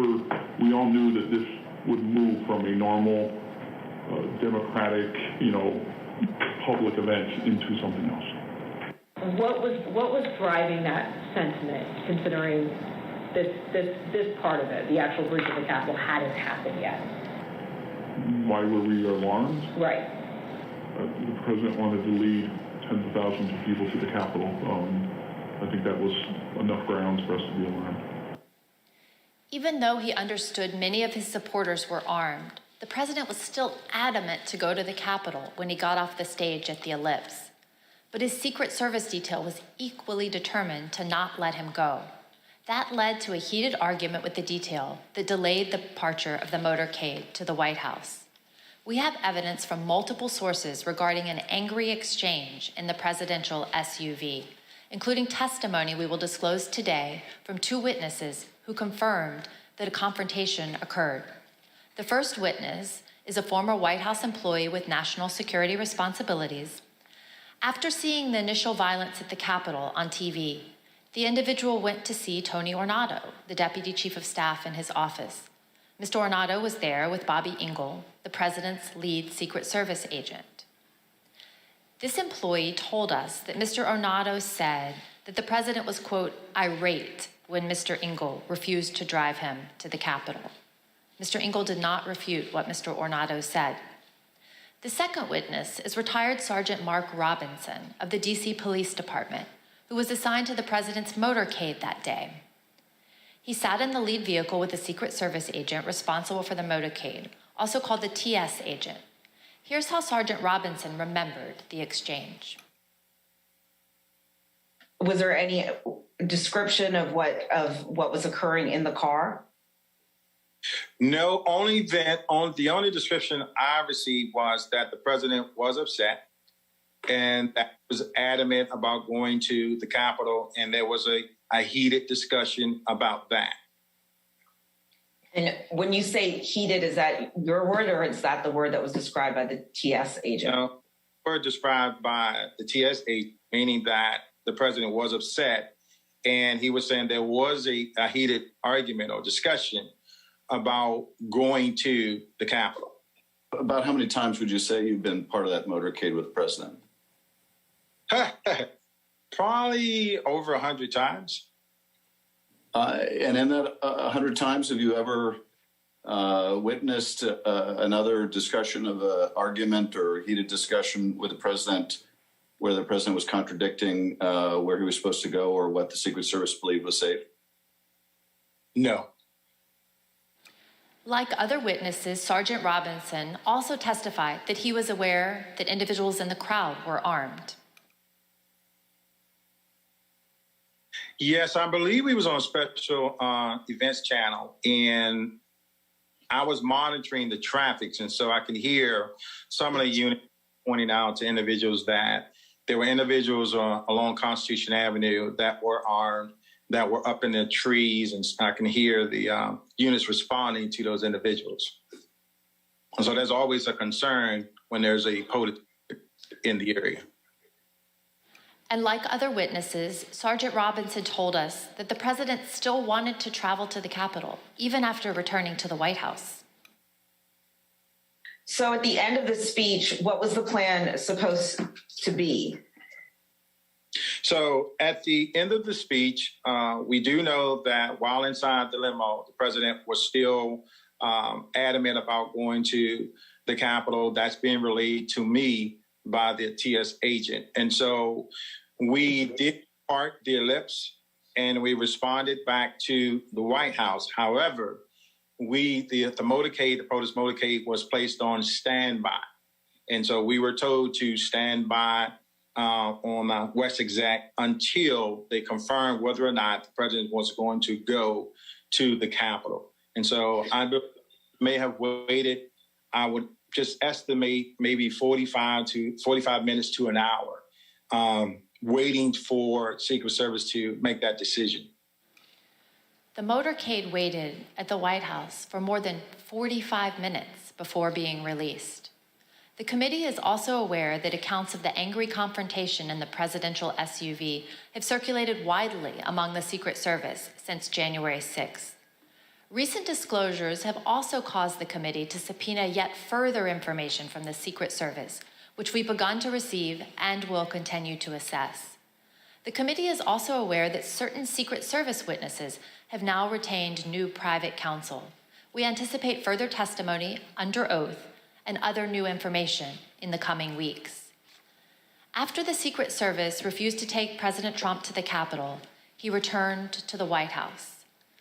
What you see on the screen is a photo of him inside the Oval Office immediately after he returned from the rally, still wearing his overcoat. A White House employee informed the president as soon as he returned to the Oval about the riot at the Capitol. Let me repeat that.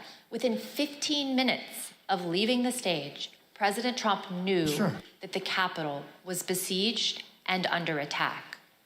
At 1:25, President Trump went to the private dining room off the Oval Office.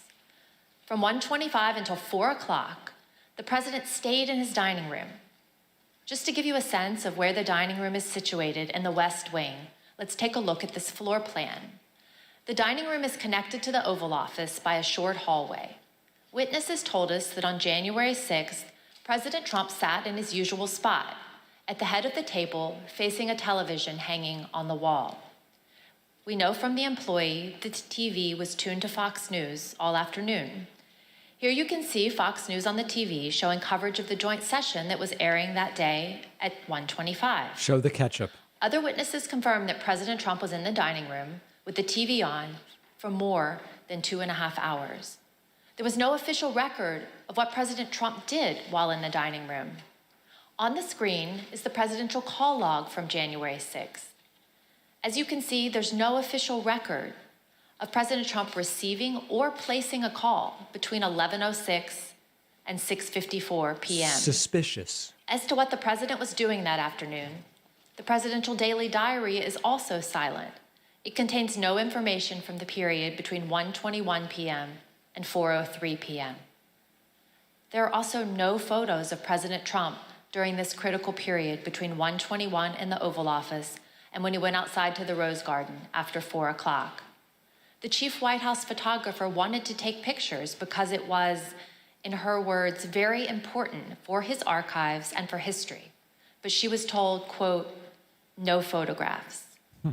Despite the lack of photos or an official record, we've learned what President Trump was doing while he was watching TV in the dining room. But before we get into that, it's important to understand what he never did that day. Let's watch. So are you aware of any phone call by the President of the United States to the Secretary of Defense that day? Not that I'm aware of, no. Are you aware of any phone call by the President of the United States to the Attorney General of the United States that day? No. Are you aware of any phone call by the President of the United States to the Secretary of Homeland Security that day? I'm not aware of that, no. Did you ever hear the president No. ask for the National No. Guard? Did you ever hear the president ask for law enforcement response? No. So as somebody who works in the national security space and with the National Security Council, if there were going to be troops present or called up for a rally in Washington, D.C., for example, is that something that you would have been aware of? Yeah, I would have. Do you know if you asked anybody to reach out to any of those that we just listed off? National Guard, DOD, FBI, Homeland Security, Secret Service, Mayor Bowser, the Capitol Police about the situation at the Capitol? I am not aware of any of those requests. No, sir. We have confirmed in numerous interviews with senior law enforcement and military leaders, Vice President Pence's staff and D.C. government officials. None of them, not one, heard from President Trump that day. He did not call to issue orders. He did not call to offer assistance. This week, we received additional testimony from yet another witness about why the president didn't make any efforts to quell the attack.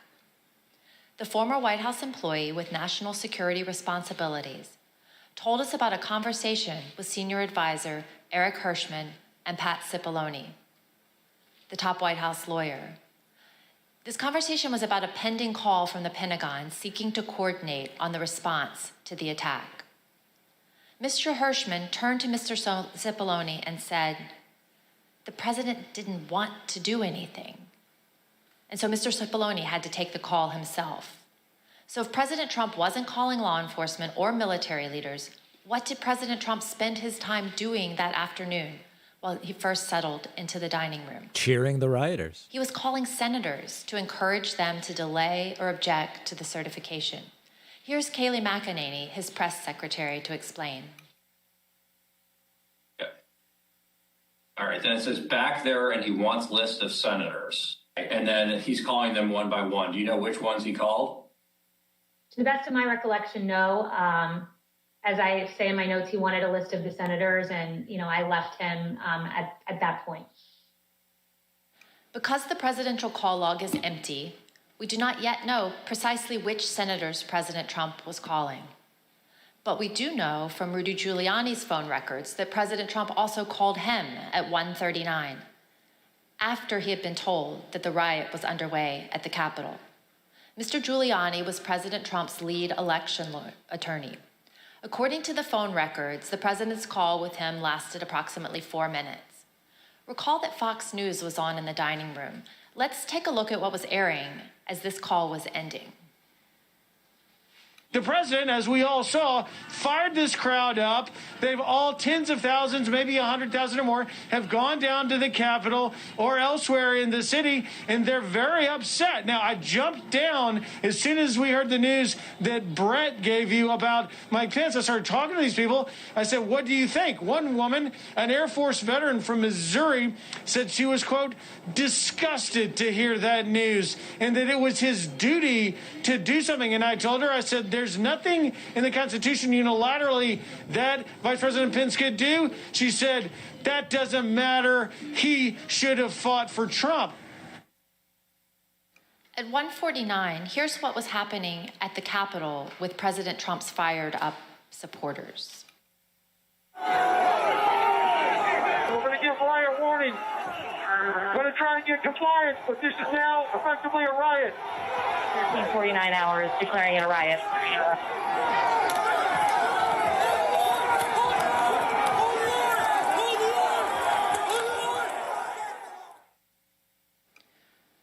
What did President Trump do at 1:49 as the DC police at the same time were declaring a riot at the Capitol?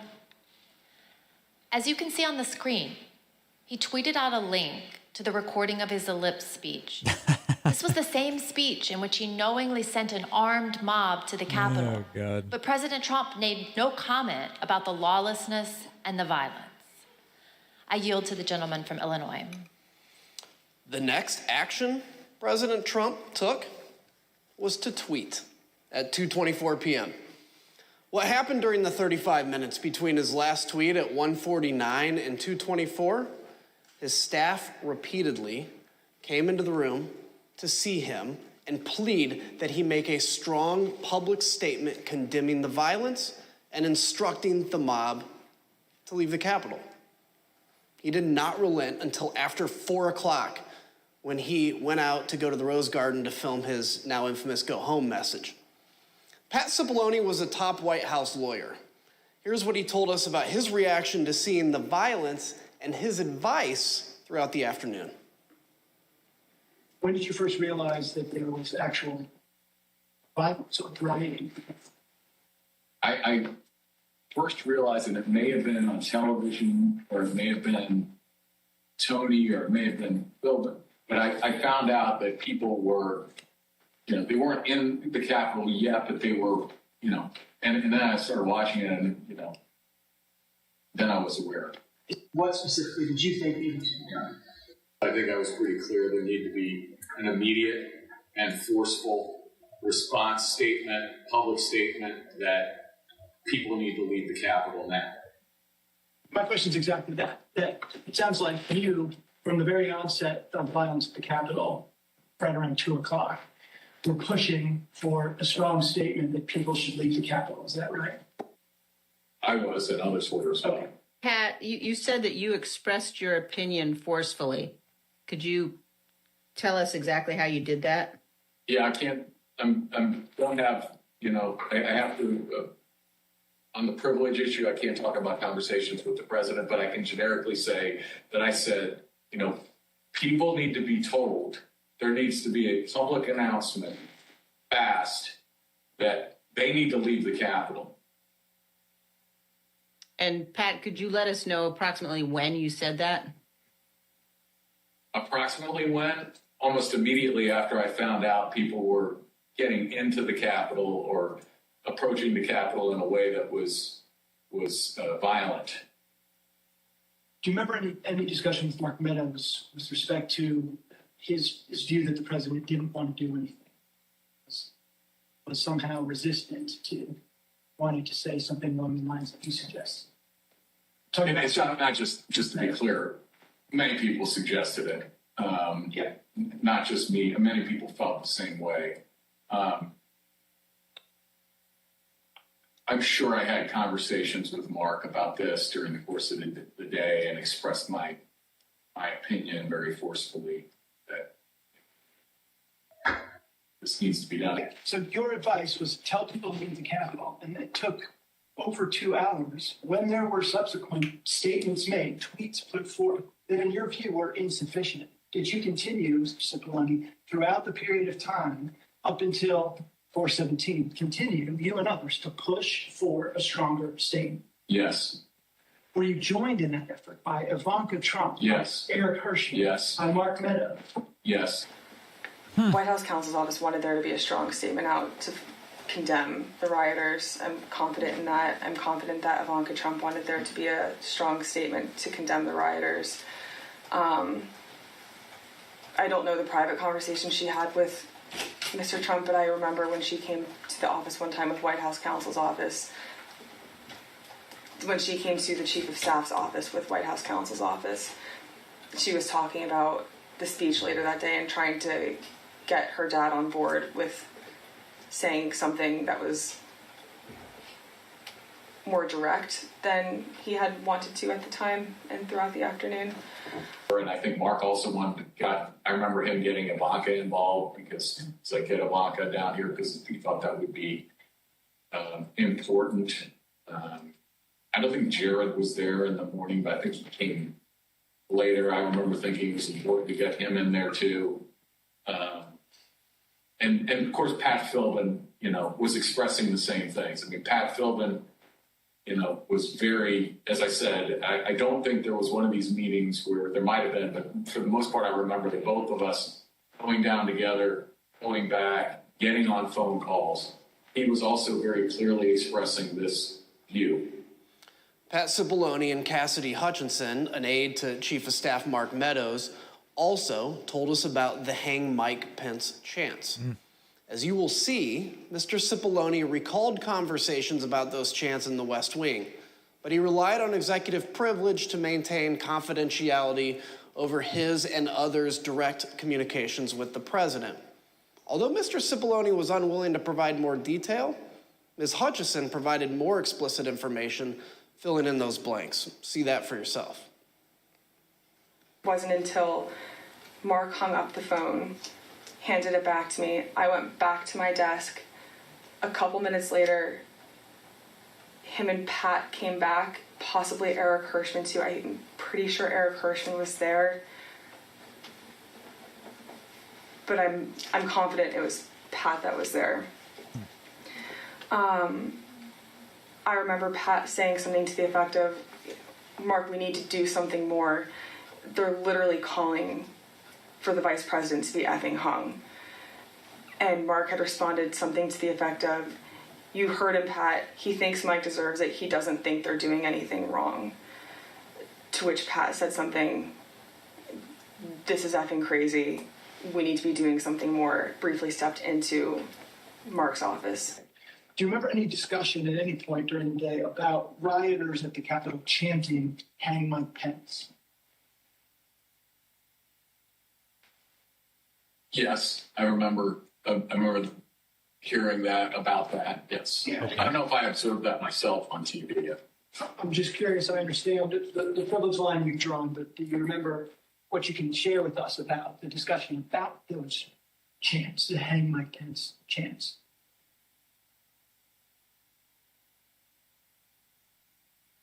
I can tell you my view of that. Yeah, please. My view of that is outrageous. And for anyone to suggest such a thing as the Vice President of the United States, for people in that crowd to be chanting that, I thought was terrible. MAGA certainly stands for making attorneys get attorneys, huh? With respect to your conversations with Mr. Meadows, though, did you specifically raise a concern of the Vice President with him, and how did he respond?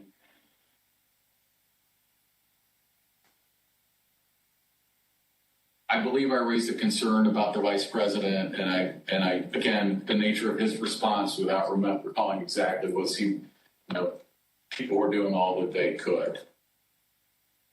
And what about the president? Did he indicate whether he thought the president was doing what needed to be done to protect the vice president?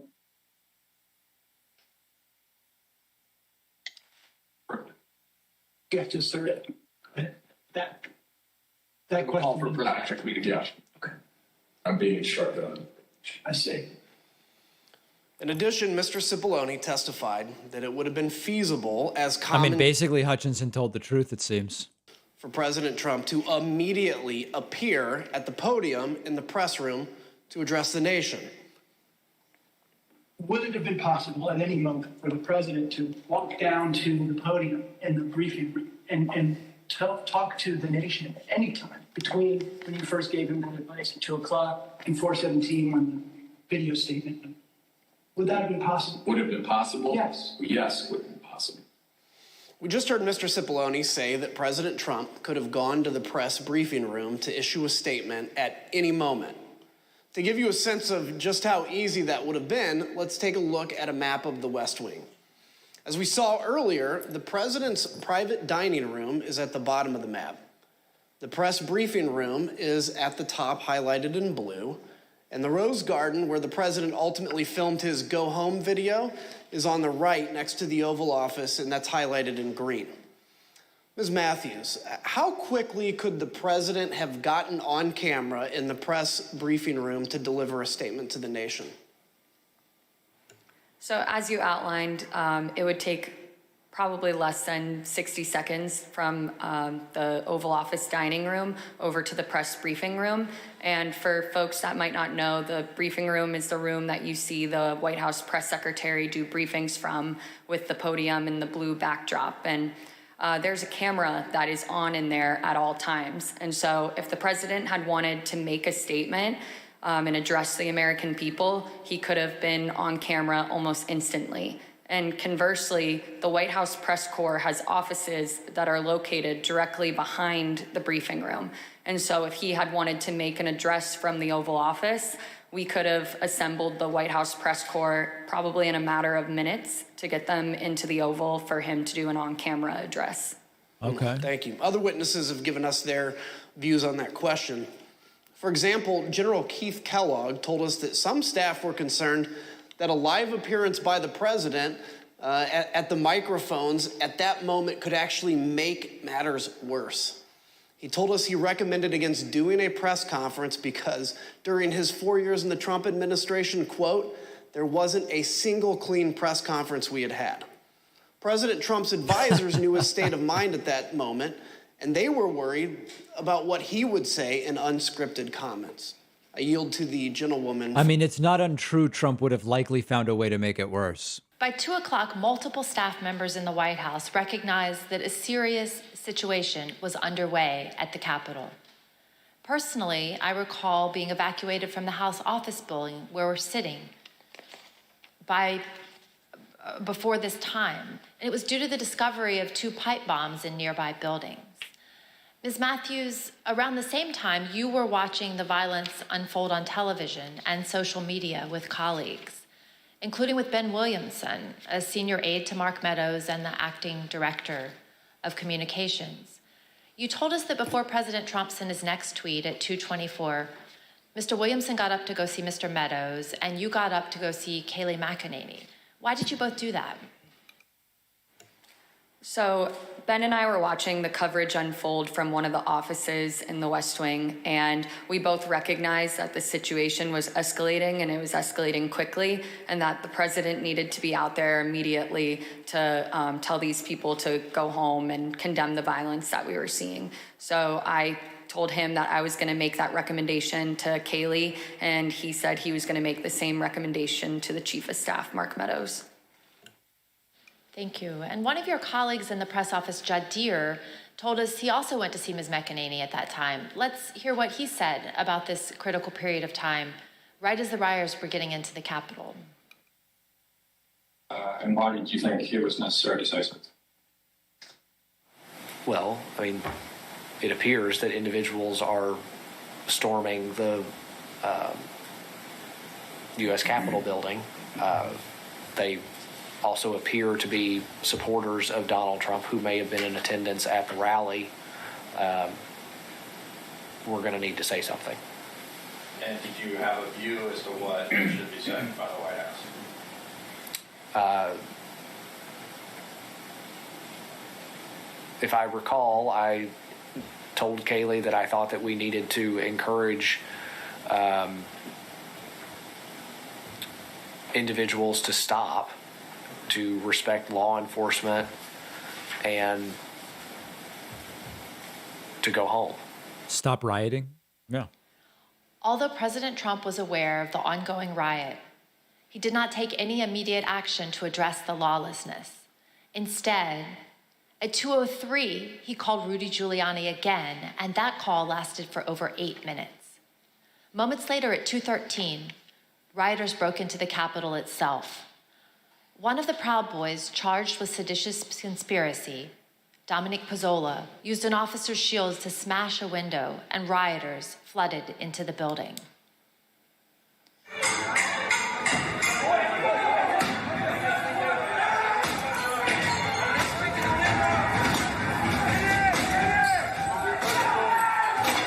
Big time stuff, man.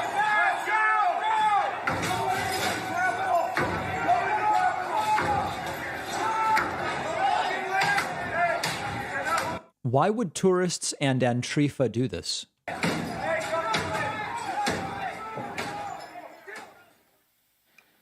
As rioters were entering the building, the Secret Service held Vice President Pence in his office right off the Senate chamber for 13 minutes as they worked to clear a safe path to a secure location.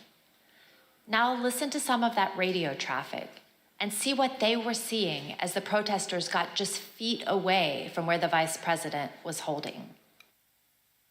Hold! They entered the building! Hold! Open that door up.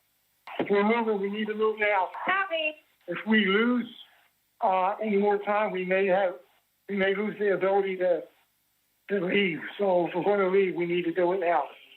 They've gained access to the second floor, and I've got public about 5 feet from me down here below. Okay, copy. They are on the second floor, moving in now. We may want to consider getting out and leaving now. Copy. Will we encounter the people once we make our way? Repeat. Encounter any individuals if we made our way to the. There's 6 officers between us and the people that are 5 to 10 feet away from me. Wow. I'm going down to evaluate. Go ahead. We have a clear shot if we move quickly. We got smoke downstairs set by unknown smoke set downstairs by the protesters. Is that route compromised? We have this insecure. However, we will bypass some protesters that are being contained. There is smoke, unknown what kind of smoke it is. Copy. Clear, we're coming out now. All right, make a way.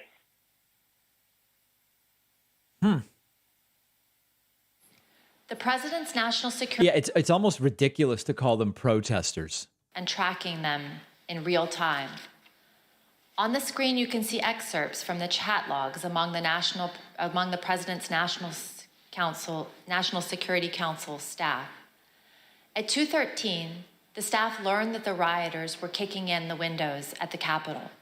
3 minutes later, the staff said the vice president was being pulled, which meant agents evacuated him from the Senate floor.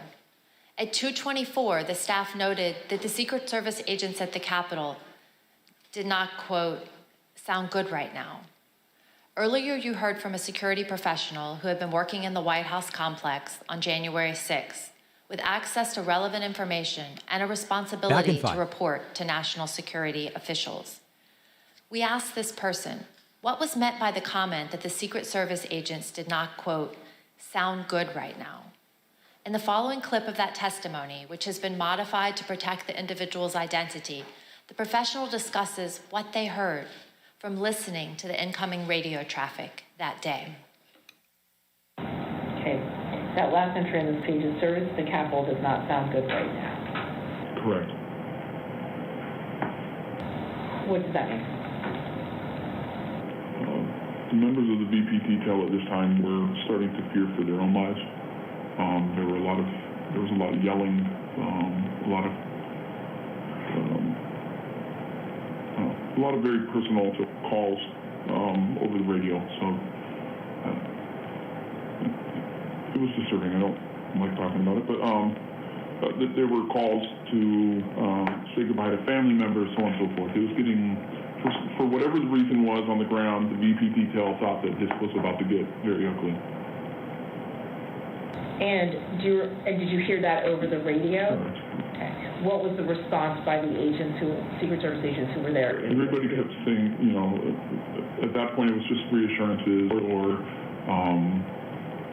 I think there were discussions of reinforcements coming, but again, it was just chaos. They were just yelling. Obviously, you conveyed the disturbing, but what prompted you to put it into an entry, as it states there, service to the If Capitol? they're running out of options and they're getting nervous, it sounds like that we came very close to either service having to use lethal options or worse. Like at that point, I don't know. Is the VP compromised? Is the detail I don't know.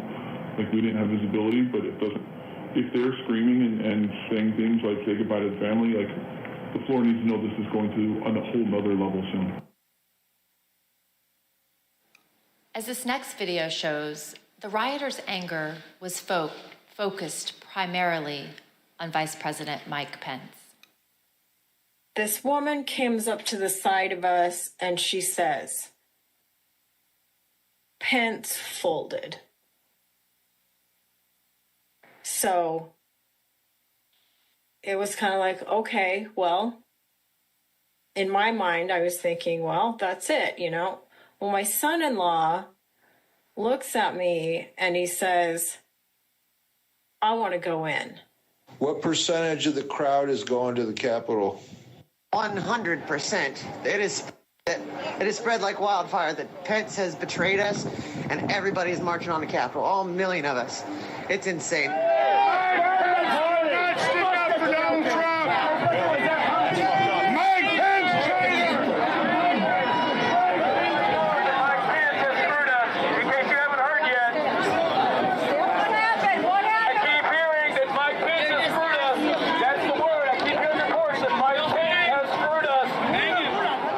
Did people appear angry as you were walking to the Capitol?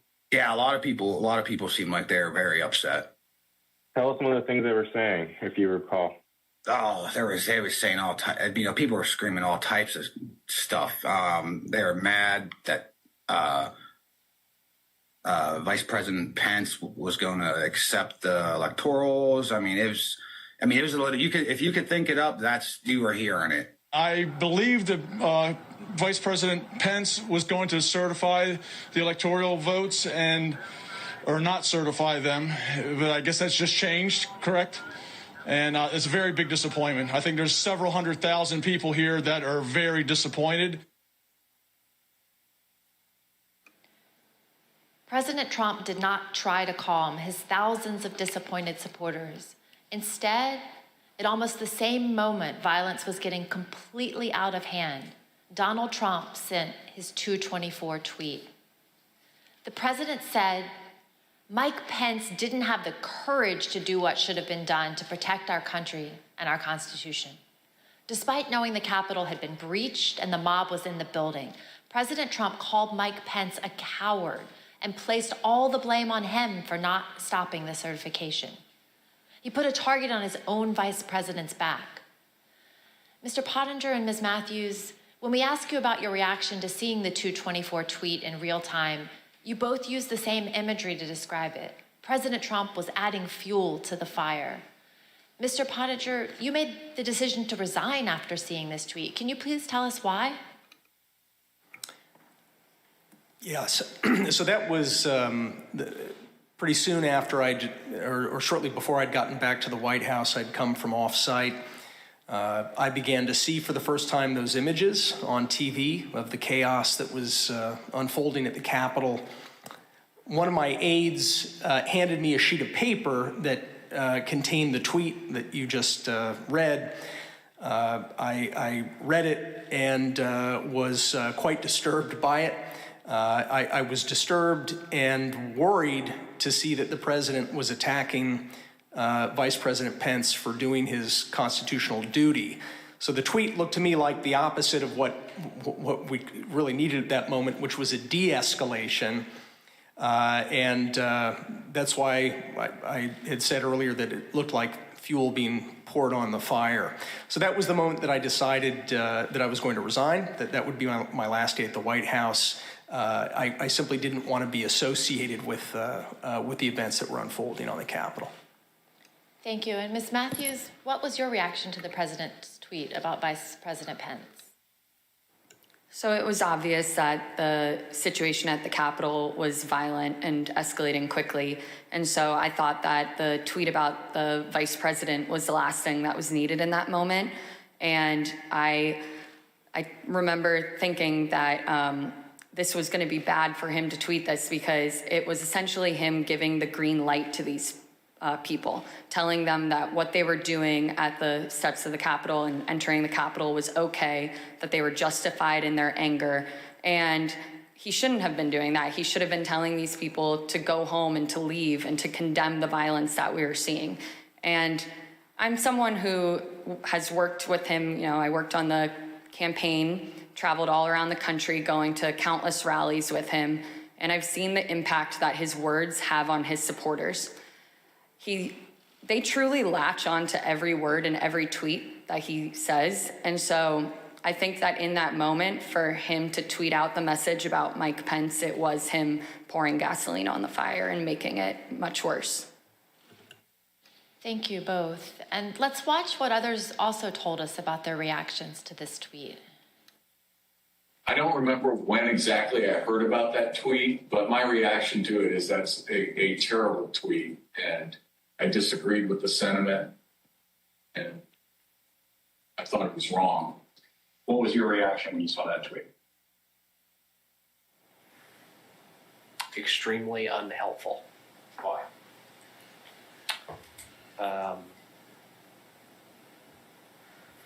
It wasn't the message that we needed at that time. It wasn't going to. The scenes at the U.S. Capitol were only getting worse at that point. This was not going to help that. Were you concerned it could make it worse? Certainly. Ms. Hutchinson, what was your reaction when you saw this tweet? As a staffer that works to always represent the administration to the best of my ability and to showcase the good things that he had done for the country, I remember feeling frustrated, disappointed, and really, it felt personal. I was really sad. As an American, I was disgusted. It was unpatriotic. It was un-American. We were watching the Capitol building get defaced over a lie. As you will see, at 2:26, the vice president had to be evacuated to safety a second time and came within 40 feet of the rioters. The attack escalated quickly right after the tweet.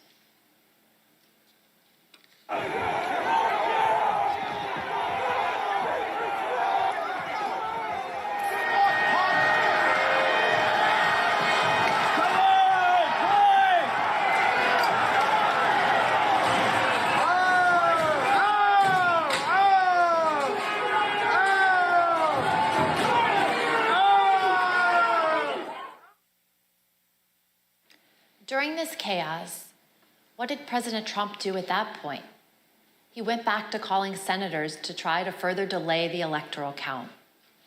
While the vice president was being evacuated from the Senate, President Trump called Senator Tommy Tuberville, one of his strongest supporters in the Senate. As Senator Tuberville later recalled, he had to end the call so that he could evacuate the Senate chamber himself. Let's listen. He didn't call my phone, called somebody else, and they handed it to me. And I basically told him, I said, Mr. President, we're not doing much work here right now because they just took our vice president out. And matter of fact, I'm going to have to hang up on you. I've got to leave. Senator Josh Hawley also had to flee. Earlier that afternoon, before the joint session started, he walked across the east front of the Capitol. As you can see in this photo, he raised his fist in solidarity with the protesters already amassing at the security gates. We spoke with a Capitol police officer who was out there at the time. She told us that Senator Hawley's gesture riled up the crowd, and it bothered her greatly because he was doing it in a safe space, protected by the officers and the barriers. Later that day, Senator Hawley fled after those protesters he helped to rile up stormed the Capitol. See for yourself.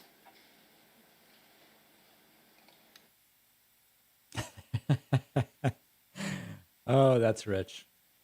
That is rich.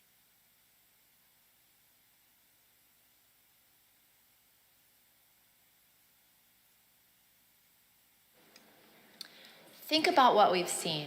Undeniable violence at the Capitol. The vice president being evacuated to safety by the Secret Service. Senators running through the hallways of the Senate to get away from the mob. As the commander-in-chief, President Trump was oath and duty bound to protect the Capitol. His senior staff understood that. Do you believe, Jared, that the president has an obligation to ensure a peaceful transfer of power? Yes. And do you think the president has an obligation to defend all three branches of our government? I believe so. And I assume you also would agree the president has a particular obligation to take care that the laws be faithfully executed. That is one of the president's obligations, correct? No, I mean, I asked what his duty is.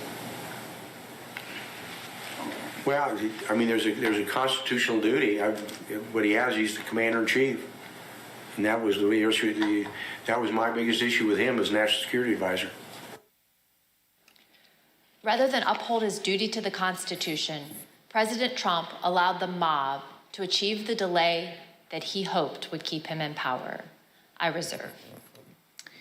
The gentlewoman reserves. I request that those in the hearing room remain seated until the Capitol Police have escorted members and witnesses from the room.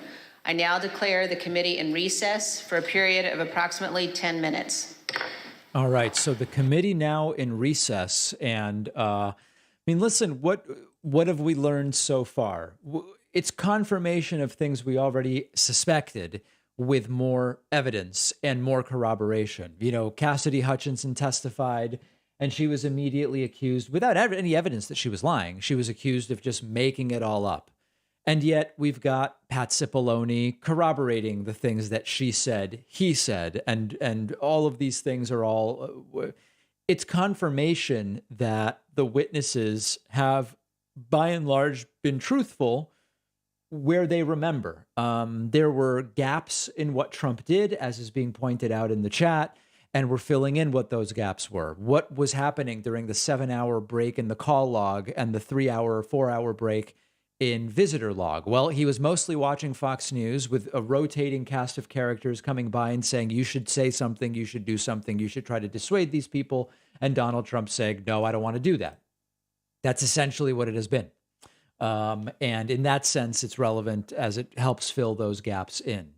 Let's take a look at what people are saying. Oh, we have we've got a lot of stuff going on. NH Barrick says, how about Packonomics for the finance channel? Yes, we will consider that one. We will consider that one. Let's listen to some voicemails that have been coming in. Hi, David. I agree with the earlier caller that your financial show can be this wonderful thing for the gay community. I think you should call it the Jesse Lee Peterson show. What the hell? What the hell is that about? All right. Well. Hey, Mr. Packman. This is Thunder from California once again. Just a question. What is everybody's issue with trans people? I don't understand. Like, they don't affect most people's lives. Most people don't even know anybody who's trans, but everybody's so concerned about it in the media. Let me know your thoughts. Thank you, sir. Is it true that most people don't even know anyone who's trans? That's an interesting question. I don't know the answer to that. It's an empirical question. I guess in theory, they might not know that they know someone who's trans also. It's sort of like when people go, I never met a Jew growing up. And it's like, well, maybe you just didn't know that the person was Jewish. I don't know. Anyway, yeah, I mean, I don't really understand the obsession. Here's another voicemail. Hey, David. Ron DeSantis is handing out some checks for several $100s to offset the inflation, but I thought that that's what caused inflation, according to these Republicans. So isn't that just going to cause more inflation, and then you're going to have to give out more checks and then more inflation or something? We've talked about that. I'm not going to go into that right now. But it's certainly a topic. So anyways, I was thinking about how like our morality is set up in a way where we agree on that the individual here in America is more important than like what your family did or what, like the collaborative vibe. Man, Whitney's back, but I'm kind of like tuned out on it. Haley from Georgia, Holly, fist up and then just out, immediately out. Absolutely. That's exactly what he did. Tyler says, my dad is a trans woman and is a staunch Republican. Trans people exist and are allowed to be people. Imagine that. Imagine that. Okay, if you're just joining us, let me catch you up on things going on related to the show. Number one, we are going to be starting a personal finance channel. It will be all personal finance content. It will not be in the news and politics vertical. Some people saying, David, sir, why not just put the personal finance clips on your main channel? Well, our main channel is in the news and politics vertical. You want the content to match the vertical you're in. You want the ads to match the vertical you're in. So if we're exclusively going to be doing some personal finance stuff, we're going to do it in its own channel. That's where you come in. What should the channel be called? I will read to you some of the suggestions that have come in. Dollar Daddy, The Financial Show, The Price of Mangoes, Making Sense with David Pakman, Pack Your Money, The Oranges of Finance, From the Standpoint of Finance, Fiscal Therapy, Mind Your Money, Dave's Dough. Those are the ones that have come in so far. If you have a suggestion for the personal finance channel, email info@davidpakman.com. You can skip emailing Pack Money. Everybody's thought of that. Everybody's thought of that. Secondly, Tuesday, next Tuesday, July 26th, 6p East, 3p West is the next town hall. And it'll be live on the Pakman Live channel, and I hope you'll be there. What if I called the channel Troth Central? Yeah, that's not a bad idea. So that'll be Tuesday at 6. I hope you will join. It would be a really, really great thing. Now, I have to actually do something very special. I didn't even realize this, but YouTube now allows the gifting of memberships, and Graveborn has gifted 100 memberships on YouTube, putting us at 671. I'm going to do something we've never, ever, ever done before. I'm making the goal 750. We've never even come close to touching that. But we're going for it. We're going for it today. All right? Jennifer suggesting David Does Finance. Justin suggests Troth Financial. Troth Financial as the name. Super chat's coming in. Troth Financial, says Stephen. Somebody else said it earlier, but I like Packonomics. That's an interesting idea. Number of different ideas. Voicemails continue to dump in. Hey, David. Doug from South Dakota. I was thinking about the 2024 election and the Republicans. It doesn't really matter who's elected. Whoever it is, as far as Republicans, they're going to pardon Trump. even if it's not 2024. What are your thoughts? Thanks. I don't know that that's true at all.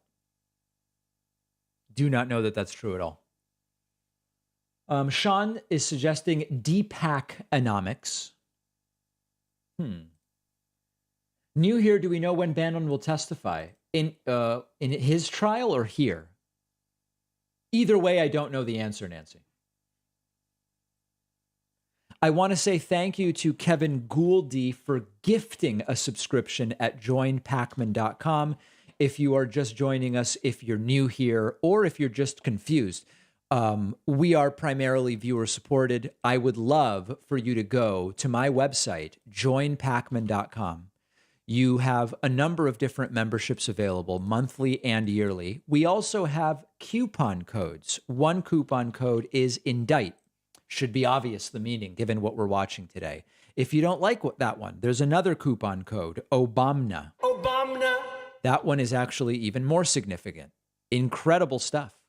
And I've been doing the best I can to thank absolutely every single person who's been signing up. And I will continue to do so as we get ready to reconvene here in the House hearing room. David Makes Sense is Mike Cooper's idea. My new show name suggestion, Duckets with David. That's another idea. Many, many ideas coming in. Some of them good, I would even venture to say. Let's see if I have any other super chats for everybody. Let's see here. David, sir, thank you so much for taking my call and all you do. Real quick, so I'm going to be flying out to New York in 2 weeks.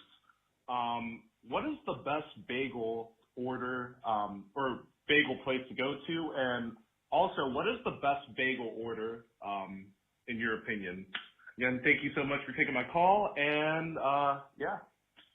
Okay, so it's hard to say. I mean, like, there's no one best bagel place in New York. New York's pretty big, you know, so the one best bagel, it's like, what place has the best coffee in New York? Like, okay, there's a ton. Couple different things. One, if you're in Manhattan, on the Lower East Side, there's a place called Russ and Daughters. It's not cheap.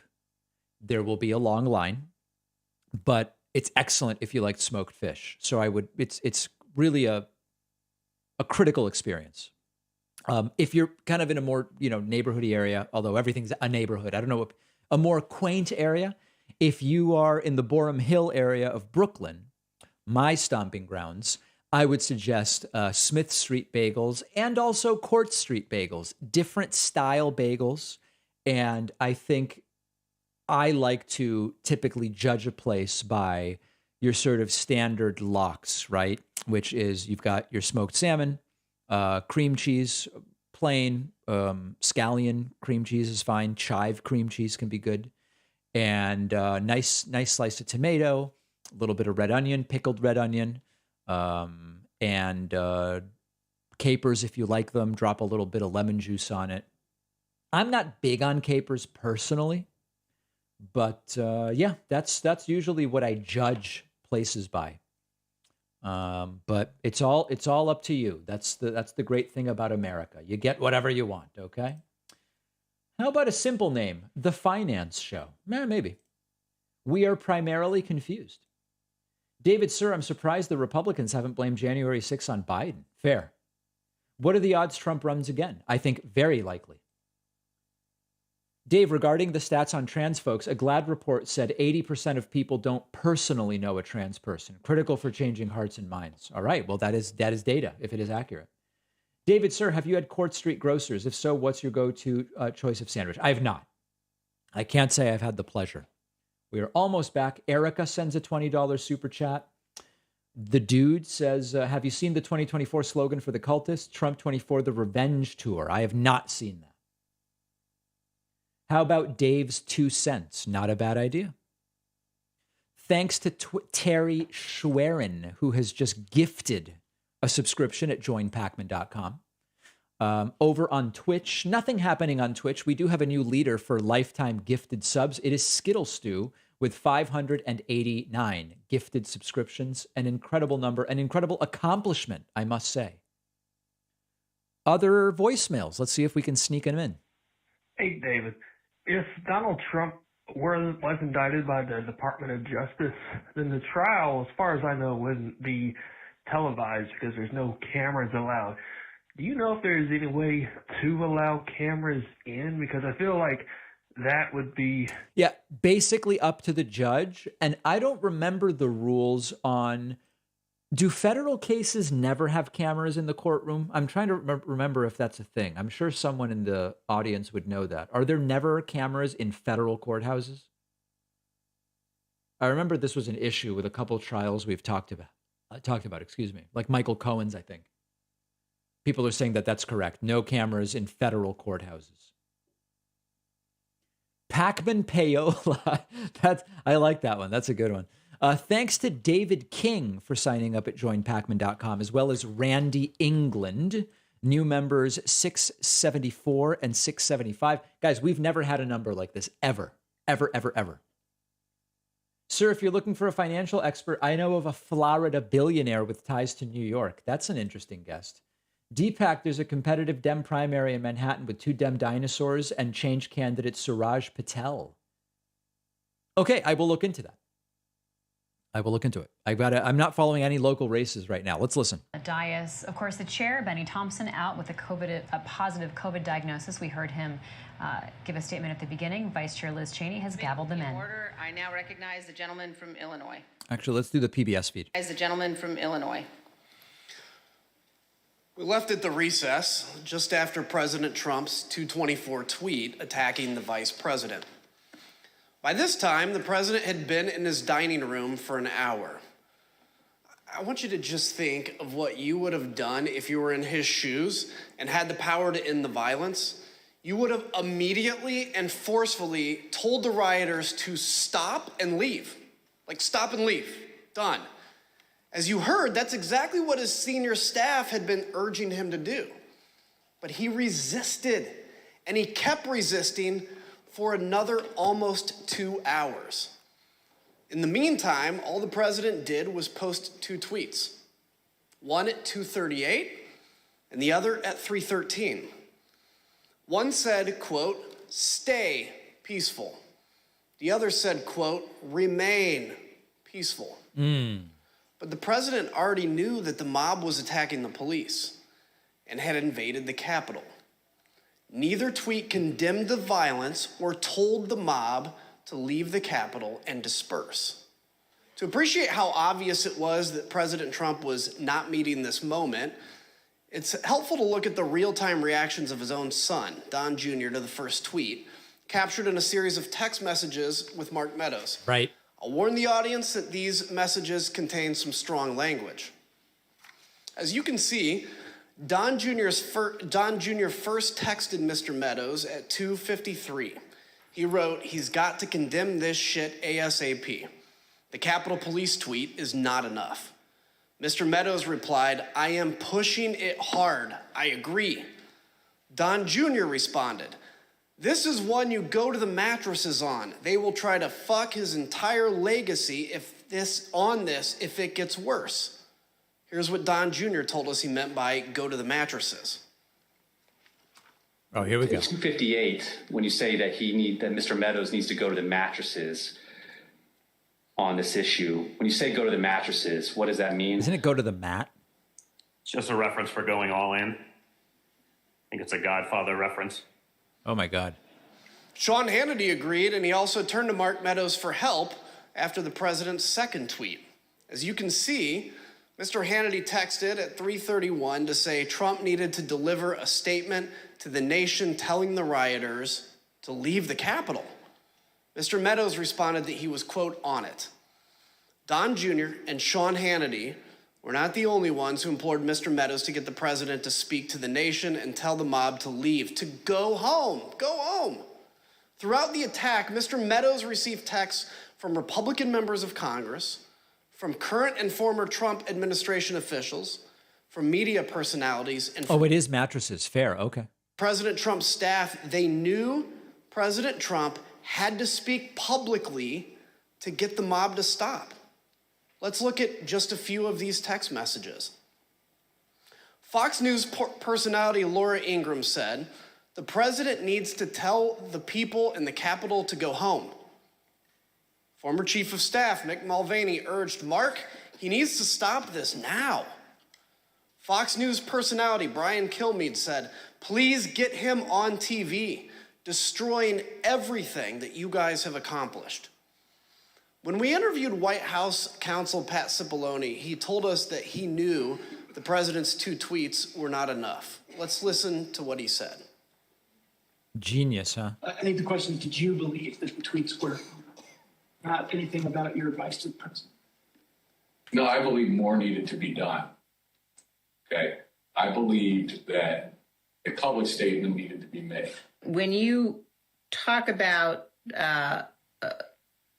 others on the staff thinking more should be done, or thinking that the president needed to tell people to go home, who would you put in that category?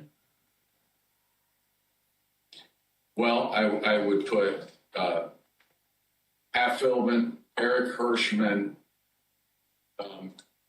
overall Mark Meadows, Ivanka, once Jared got there, Jared, General Kellogg.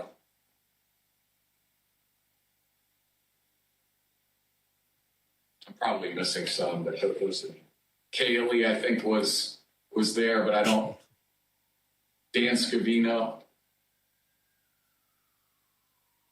And who on the staff did not want people to leave the Capitol? On the staff? In the White House, how about? I can't think of anybody, Just Trump. you know, on that day who didn't want people to get out of the Capitol once the, you know, particularly once the violence started. No. I mean,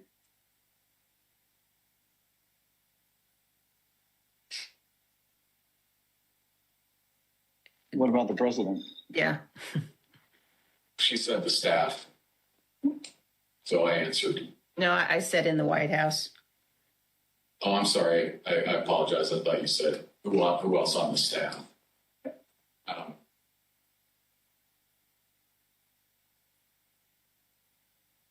This is interesting. I can't reveal communications. There you go. But obviously, I think, you know,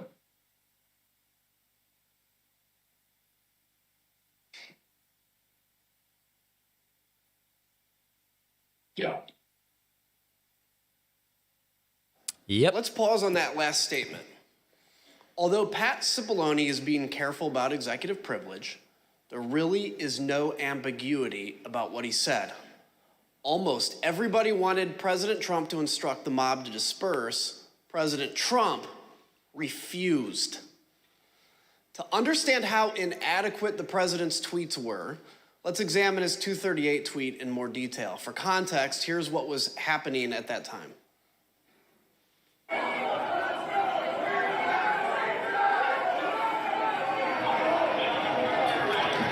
broke the glass. Everybody stay down. Get down. Doors barricade. There's people flooded the hallways outside. We have no way out. We were just told that there has been tear gas in the rotunda, and we're being instructed to each of us get gas masks.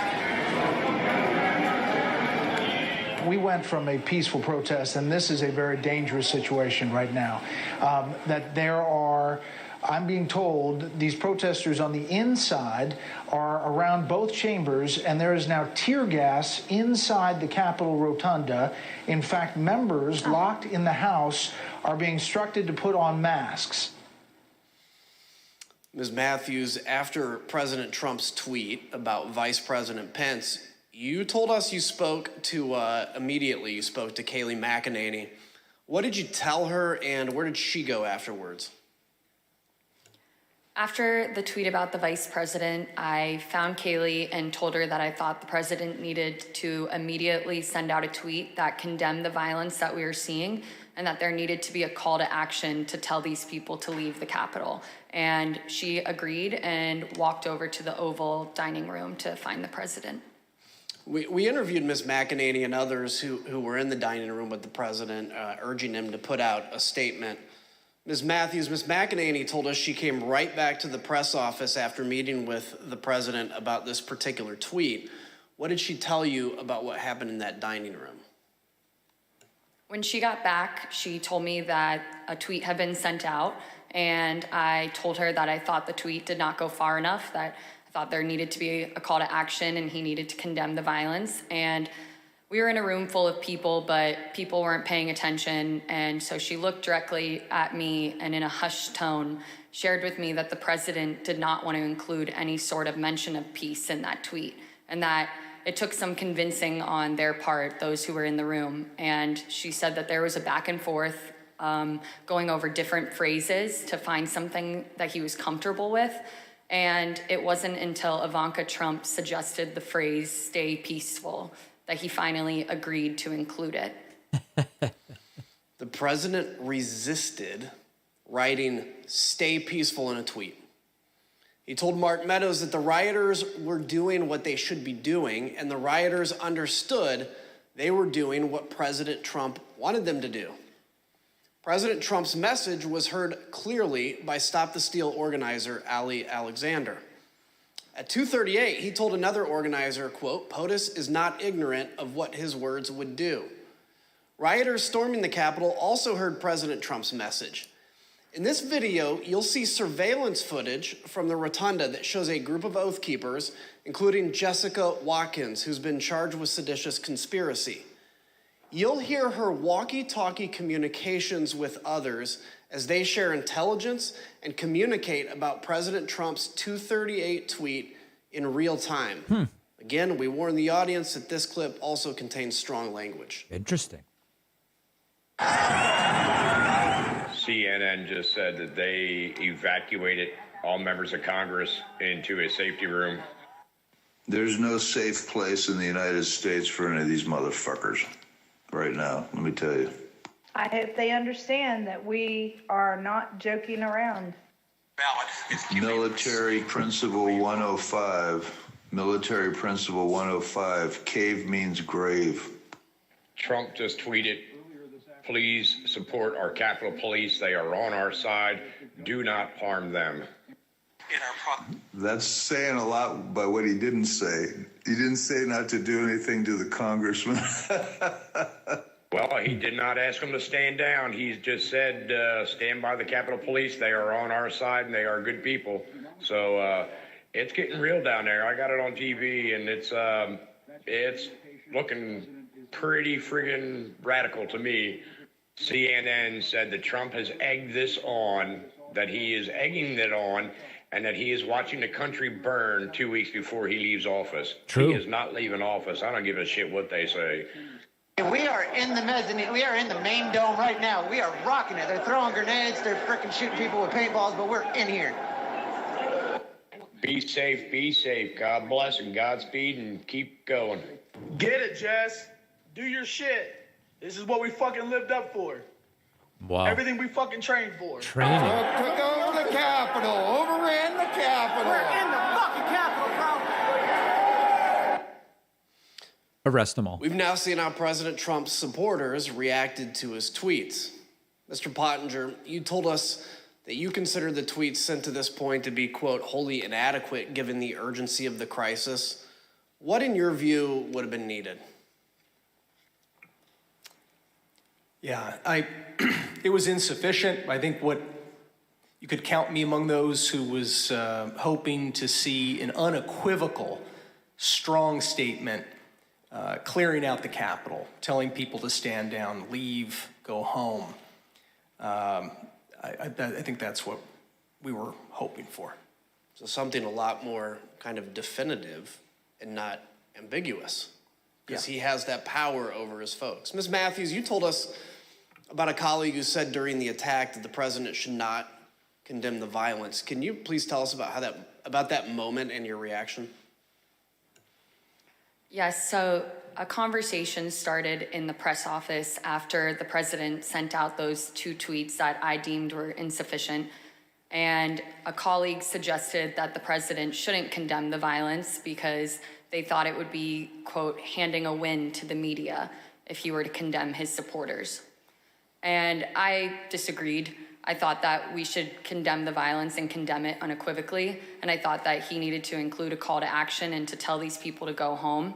And a debate ensued over it. And I became visibly frustrated, and my colleagues were well aware of that. And I couldn't believe that we were arguing over this in the middle of the West Wing, talking about the politics of a tweet, being concerned with handing the media a win when we had just watched all of that violence unfold at the Capitol. And That's so Trump. I motioned up at the TV and I said, do you think it looks like we're effing winning? Because I don't think it does. And I again reiterated that I thought that the president needed to condemn the violence because it didn't matter if it was coming from the left or the right, that you should condemn violence 100% of the time. Correct. We've heard this evening how everyone in the president's orbit was pushing him to do more, to tell the mob to leave the Capitol.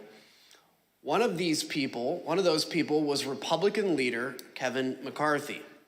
He managed to get the president on the phone and told him to call off his supporters. As you will hear, the president refused, and so Leader McCarthy reached out for help to Ivanka Trump, who was at the White House, and Jared Kushner, who that afternoon had just arrived back on a flight from the Middle East. So at some point in the afternoon, Mr. McCarthy placed a phone call to Mr. Scavino's desk line, and it was transferred to the president. Is that correct? That's generally what I recall. Okay. Were you involved in transferring that call? Yes. Okay. Where was the president at the time that he took that call? He was in the dining room. Would you personally reach out to the president for more support? I've already talked to the president. I called him. I think we need to make a statement, make sure that we can calm individuals down. Did Mr. McCarthy indicate that he had been in touch with President Trump? He indicated that he had some conversation. I don't recall whether it was with the president or with somebody at the White House, but I think he expressed frustration that not taking the circumstances seriously as they should in that moment. You know, I asked Kevin McCarthy, who's the Republican leader, about this, and he said he called Donald. He finally got through to Donald Trump, and he said, "You have got to get on TV. You've got to get on Twitter. You've got to call these people off." You know what the president said to him? This is as it's happening. He said, "Well, Kevin, these aren't my people. You know, these are Antifa." And Kevin responded and said, "No, they're your people. They literally just came through my office windows, and my staff are running for cover. I mean, they're running for their lives. You need to call them off." And the president's response to Kevin, to me, was chilling. He said, "Well, Kevin, I guess they're just more upset about the election, theft than you are." And that's, you've seen widespread reports of Kevin McCarthy and the president having basically a swearing conversation. That's when the swearing commenced, because the president was basically saying, I'm okay with this. Leader McCarthy, the President of the United States has a briefing room steps from the Oval Office. The cameras are hot 24/7, as you know. Why hasn't he walked down and said that now? I conveyed to the president what I think is best to do, and I'm hopeful the president will do it. And have you spoken with his chief of staff? I've spoken to the president. I've spoken to other people in there and to the White House as well. Who else reached out to Ms. Trump that you know of that afternoon about the attack on the Capitol? I believe at one point McCarthy did. I heard my phone ringing, turned the shower off, saw it was Leader McCarthy, who I had a good relationship with. He told me he was getting really ugly over at the Capitol and said, please, anything you could do to help, I would appreciate it. I don't recall specific asks, just anything you could do. Again, I got the sense that, they were scared. They meaning Leader McCarthy and people on the Hill because of the violence? That he was scared, yes. Think about that. Leader McCarthy, who was one of the president's strongest supporters, was scared and begging for help. President Trump turned him down. So he tried to call the president's children. Republican House member Mike Gallagher also implored the president to call off the attack. Mr. President, you have got to stop this. You are the only person who can call this off. Call it off. The election is over. Call it off. President-elect Joe Biden also went live on TV to demand that President Trump tell the mob to leave. I call on President Trump to go on national television now to fulfill his oath and defend the Constitution and demand an end to this siege. There was a desperate scramble for everyone to get President Trump to do anything. All this occurred, and the president still did not act. I yield to my friend from Virginia. Thank you, Mr. Kinzinger. President Trump finally relented to the pleas from his staff, his family, and from Capitol Hill for him to do something more at 4:17. 187 minutes, more than 3 hours after he stopped speaking at the ellipse.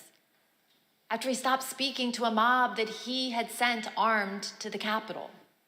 That's when he tweeted a video telling the rioters to go home, while also telling them that they were special and that he loved them. By that time, although, the violence was far from over. Law enforcement had started to turn the tide. Reinforcements were on the way, and elected officials were in secure locations. The writing was already on the wall. The rioters would not succeed. Here's what was showing on Fox News, the channel the president was watching all afternoon. Back to Brett Baer with more information now. Brett, what do you have?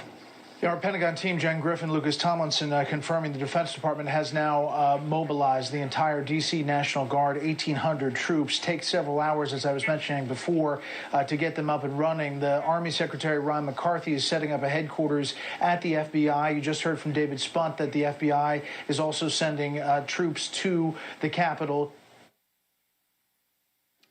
It's no coincidence, then, that President Trump finally gave in and went out to the Rose Garden at 4:03.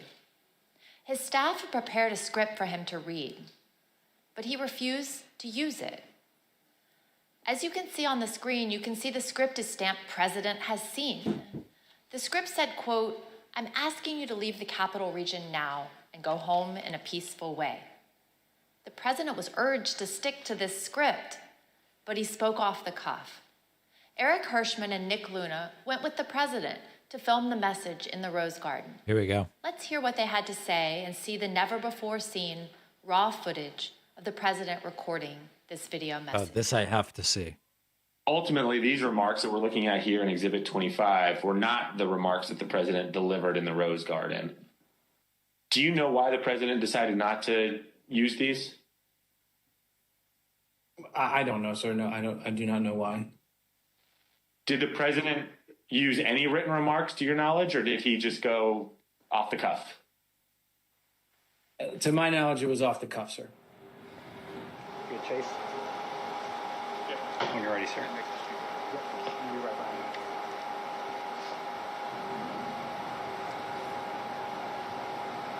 You tell me when. When you're ready, sir.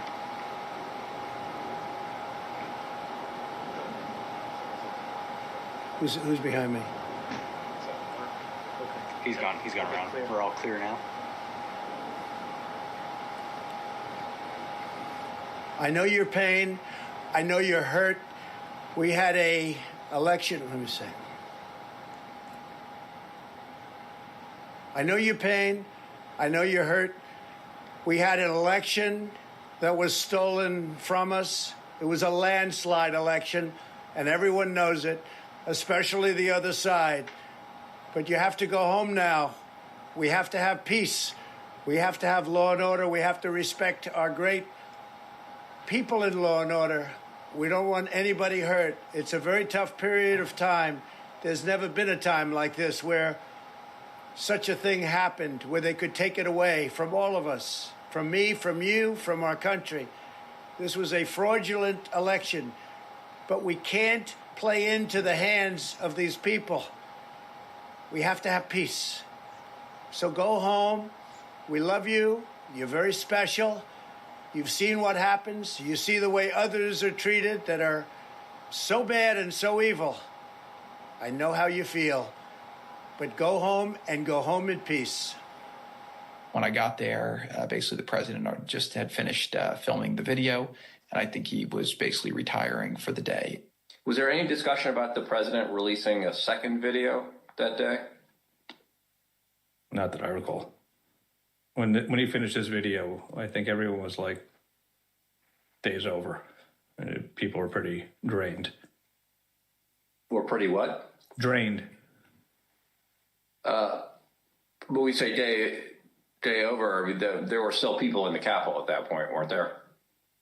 There were people in the Capitol, but I believe by this stage, law enforcement, I'd have to go back and look, but I believe law enforcement was either there or moving in or going to take charge. And I just say people were emotionally drained by the time that videotape was done. Emotionally drained? At the White House? Here's what was happening at the same time at the Capitol. We warned the audience that this clip also contains strong language and violence. Hey, keep pushing, don't lose the momentum.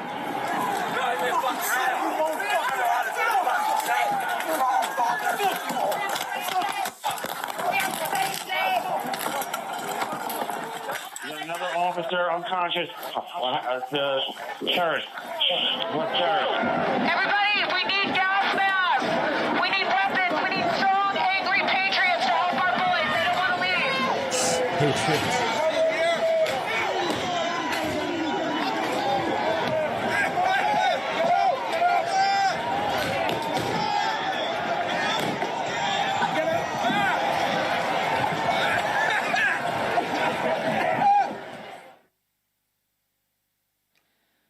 While President Trump refused to even lift another finger to help, other leaders honored their oaths and acted to clear the Capitol and resume the joint session. For instance, here are never-before-seen photos and video of congressional leaders in action during the attack. The video is a portion of a call they had at approximately 4:45 with Acting Secretary of Defense, Chris Miller. We're not going to let these people keep us from finishing our business, so we need you to get the building cleared, give us the okay so we can go back in session and finish up the people's business as soon as possible. Mr. Secretary and Senator Schumer, some people here in the Capitol Police believe it would take us several days to secure the building. Do you agree with that analysis? I'm not on the ground, but I do not agree with that analysis. So what is the earliest that we could safely resume our proceedings in the Senate and House chambers? The earliest we could safely resume? Here's my assessment, but I prefer to be on the ground, which I personally would prefer to be right now, but I need to be here. I would say, best case, we're looking at 4 to 5 hours. The Vice President also worked the phones from his own secure evacuation location, including conversations with Acting Secretary of Defense, Miller, and other military leaders. Well past President Trump's 417 video, let's look at some never-before-seen photographs of the Vice President during this critical time, and hear about the Vice President's conversation with military leaders to secure the Capitol and ensure everyone was safe. Vice President Pence, there were 2 or 3 calls with Vice President Pence. He was very animated, and he issued very explicit, very direct, unambiguous orders. There was no question about that, and he was, and I can get you the exact quotes, I guess, from some of our records somewhere. But he was very animated, very direct, very firm, and to Secretary Miller, get the military down here, get the Guard down here, put down this situation, etc. As you heard earlier in the hearing, the President did not call the Vice President or anyone in the military, federal law enforcement, or DC government. Not a single person. But General Milley did hear from Mark Meadows. The contrast between that call and his calls with Vice President Pence tell you everything you need to know about President Trump's dereliction of duty. Let's listen. He said, this is from memory, he said, we have we have to kill the narrative that the vice president is making all the decisions. We need to establish the narrative that that the president is still in charge and that things are steady or stable or what's that thing. I immediately interpret that as politics, politics, politics. Red flag for me personally, no action, but I remember it distinctly. I don't do political narratives. So while President Trump and his advisors were drained, other leaders upheld their oaths to do the right thing. Maybe it was exhausting to get the president to put out that video, but think about the law enforcement officers who were attacked by the mob that day. And President Trump had summoned them himself to Washington. And what about President Trump? He watched TV, tweeted, called senators to try to delay the count of electoral votes, called Rudy Giuliani, and argued with his staff who were insisting that he should call off the attack. Ms. Matthews, what was your reaction to President Trump's message to the mob at 417? I was struck by the fact that he chose to begin the video by pushing the lie that there was a stolen election. And as the video went on, I felt a small sense of relief because he finally told these people to go home. But that was immediately followed up by him saying, "We love you, you're very special." And that was disturbing to me because he didn't distinguish between those that peacefully attended his speech earlier that day and those that we watched cause violence at the Capitol.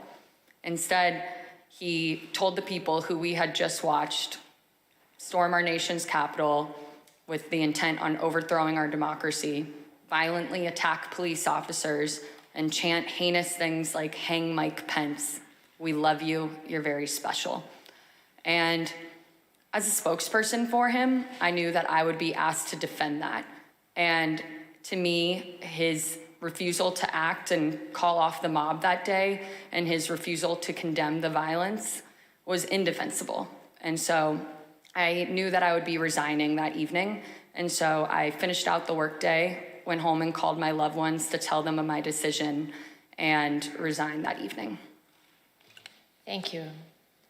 Indefensible. Let's hear what some of your colleagues in the press office told us about their reaction to this same 417 message. I felt like it was the absolute bare minimum of what could have been said at that point for something on camera. What else do you think should have been said?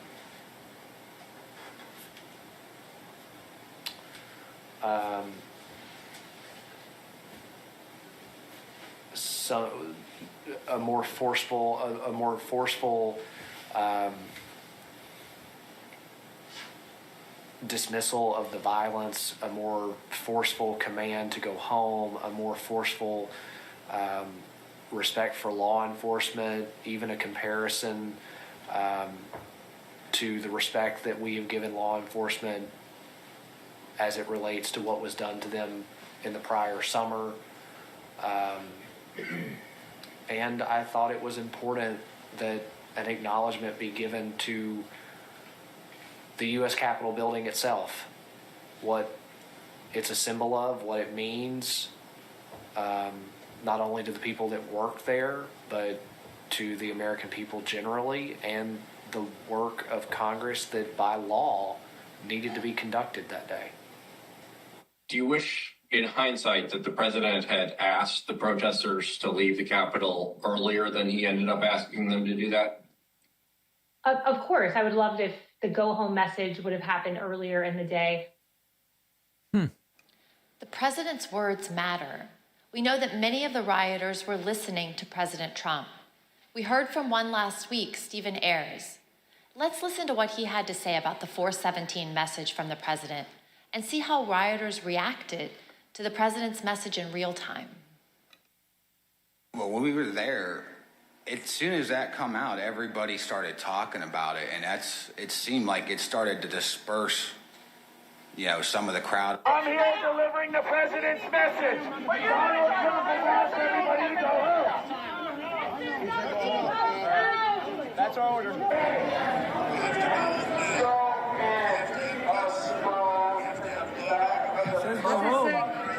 says go home. Yeah, he said to go home. But just as Mr. Ayers said, police were still fending off the last throes of the brutal assault. As kind of weird as it is to be like, oh, he says go home, let's all go home. That's weird. Like just some guy on a video said go home. We have to remember, they're also there because he told them to be there. It's all crazy. At 6:01, just 1 minute after the citywide curfew went into effect, he posted his last tweet of the day. After officers engaged in multiple hours of hand-to-hand combat, with over 100 of them sustaining injuries, President Trump tweeted at 6:01 and justified the violence as a natural response to the election.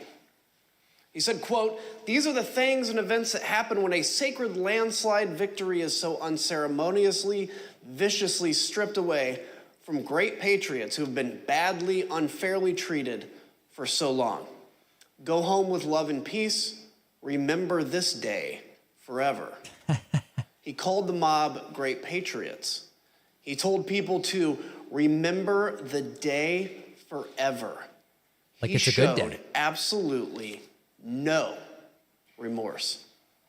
A few minutes later, at 6:27, the president left the dining room and he went up to the White House residence for the night. On the screen is the last photograph of the president that night as he went into the residence.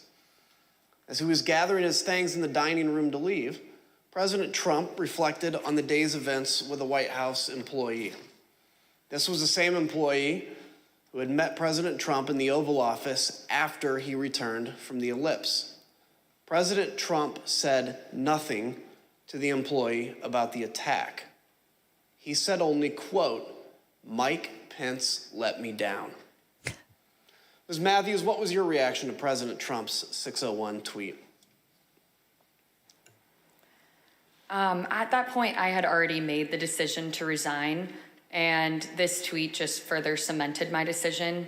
I thought that January 6th, 2021 was one of the darkest days in our nation's history, and President Trump was treating it as a celebratory occasion with that tweet. And so it just further cemented my decision to resign. Others agreed with your assessment of that tweet. Let's look at what they had to say. Who asked you about this tweet before it was sent? The president. Tell us about that conversation and everything that you said and he said to the best of your recollection. Sure. So he said, "What do you think of this?" And I believe I saw the text message or on his phone. And I remember saying to him, the wording on the first sentence, I guess it's one long sentence, but the wording on the first sentence would lead some to believe that potentially he had something to do with the events that happened at the Capitol. Well, yeah. What did he say? I don't recall him saying anything in response to that. I believe that was the end of the conversation. Did he change anything in light of your comments? No, sir, he did not. And what about this made you think that someone might perceive the president having a role in the violence at the Capitol? It was my interpretation of the words. I mean, I'm not I don't write speeches or anything, but the phrase, "These are the things that happened," to me sounded as if culpability was associated with it, to me. I don't think it's a patriotic act to attack the Capitol, but I have no idea how to characterize the people other than they trespassed, destroyed property, and assaulted the U.S. Capitol. I think calling them patriots is, let's say, a stretch, to say the least. Is that all it is, a stretch, or just flatly wrong? I don't think it's a patriotic act to attack the U.S. Capitol. Would you call it unpatriotic? Criminal? Unpatriotic, sure. What happened at the Capitol cannot be justified in any form or fashion. It was wrong and it was tragic, and it was a terrible day. It was a terrible day for this country. I thought it was inappropriate. Why? my mind, it was a day that should be remembered in infamy. That wasn't the tenor of this tweet. Despite the violence of the day, the effort to delay the certification continued. That evening, Rudy Giuliani called several of President Trump's closest political allies in the hour before the joint session resumed. Representative Jim Jordan and Senators Marsha Blackburn, Tommy Tuberville, Bill Hagerty, Lindsey Graham, Josh Hawley, and Ted Cruz. We know why Mr. Giuliani was calling them, because at 7:02, he left a voicemail for Senator Tuberville, which later became public. Let's listen to just the start of it. Senator Tuberville, or I should say Coach Tuberville, this is Rudy Giuliani, President's lawyer. I'm calling you because I want to discuss with you how they're trying to rush this hearing and how we need you, our Republican friends, to try to just slow it down. Slow down the testing. Get these legislatures to get more information to you. Mr. Giuliani did not even mention the attack on the Capitol. Instead, he was pushing on behalf of President Trump to get members of Congress to further delay the certification. Even though some members did proceed with objections, Vice President Pence and Congress stood firm and successfully concluded the joint session in the early morning hours of January 7th. Here are some of what members of the president's party said in the days and weeks after the attack. There's no question, none, that President Trump is practically and morally responsible for provoking the events of the day. No question about it. The people who stormed this building believed they were acting on the wishes and instructions of their president. And having that belief was a foreseeable consequence of the growing crescendo of false statements, conspiracy theories, and reckless hyperbole, which the defeated president kept shouting into the largest megaphone on planet Earth. The violence, destruction, and chaos we saw earlier was unacceptable, undemocratic, and un-American. It was the saddest day I've ever had as serving as a member of this institution. Madam Speaker, today the People's House was attacked, which is an attack on the Republic itself. There is no excuse for it. A woman died, and people need to go to jail. And the president should never have spun up certain Americans to believe something that simply cannot be. Well, after 3 a.m, Congress certified the 2020 election results. Soon after, this statement by President Trump was posted on Dan Scavino's Twitter account because the president's account by now had been suspended. As you can see, President Trump stuck with his big lie that the election was stolen. But he did say there would be an orderly transition. We learned, though, that the statement was not necessarily his idea. Jason Miller, a campaign advisor, told us that after the joint session started, he heard nothing from President Trump or the White House about assuring the nation that the transfer of power would take place. So Mr. Miller took it upon himself to draft the statement and call the president at 9:23 that night to convince him to put it out. Let's listen to what he had to say about the call. Did he disagree with something that you had put in the statement, some particular word or phrase that he did not want included? I'd say just he wanted to say peaceful transition, and I said that ship's kind of already sailed, so we're going to say orderly transition. That was about the extent of disagreement or pushback from the conversation. The last person President Trump spoke to by phone that night was Johnny McEntee, his head of personnel. Mr. McEntee told us that they talked about the events of the day and the multiple resignation by administration officials. The decision whether to resign was one that weighed heavily on people in the administration. On the one hand, people like Mr. Pottinger and Ms. Matthews here, as proud as they were to have served, refused to be associated with President Trump's dereliction of duty. But others were sincerely worried that leaving President Trump to his own devices would put the country at continued risk. Listen to what we heard about that tension from Pat Cipollone, from General Mark Milley, and Eugene Scalia, who was the Secretary of Labor. And then after that, some people were resigning, obviously, over January 6th. We know who they were. Did I consider it? Yes. Did I do it? No. Concerned about is if people in the counsel's office left, who would replace me? And I had some concerns that it might be somebody who, had been giving bad advice. On the morning of the 7th, the decision I arrived at was that the most constructive thing I could think of was to seek a meeting of the cabinet. I thought that trying to work within the administration to steady the ship was likely to have greater value than simply resigning, after which point I would have been powerless to really affect things with the administration.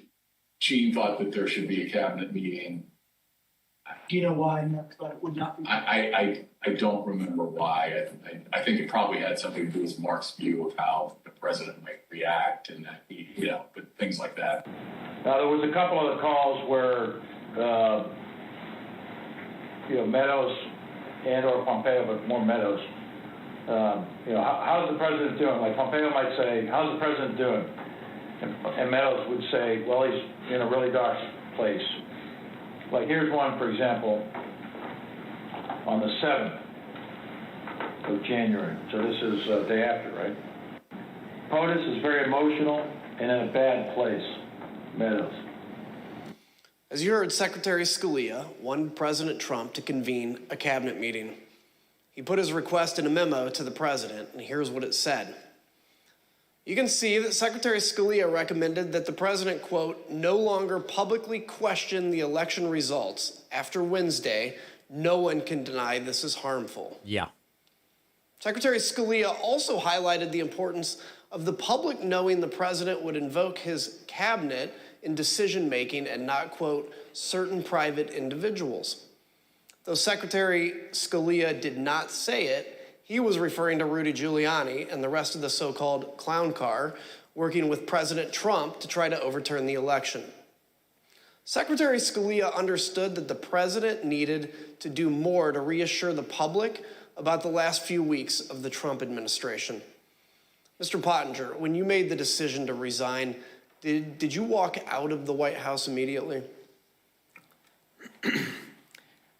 No, I wanted to first talk to my immediate boss, that was the National Security Advisor, Robert O'Brien. Robert O'Brien was traveling on the 6th. I reached him at about 4:30 p.m. And told him that I was submitting my resignation. He accepted the resignation, but he also asked whether I could stay until he could get back to the White House. And I agreed to that. We both wanted to make sure that I was leaving in a responsible way.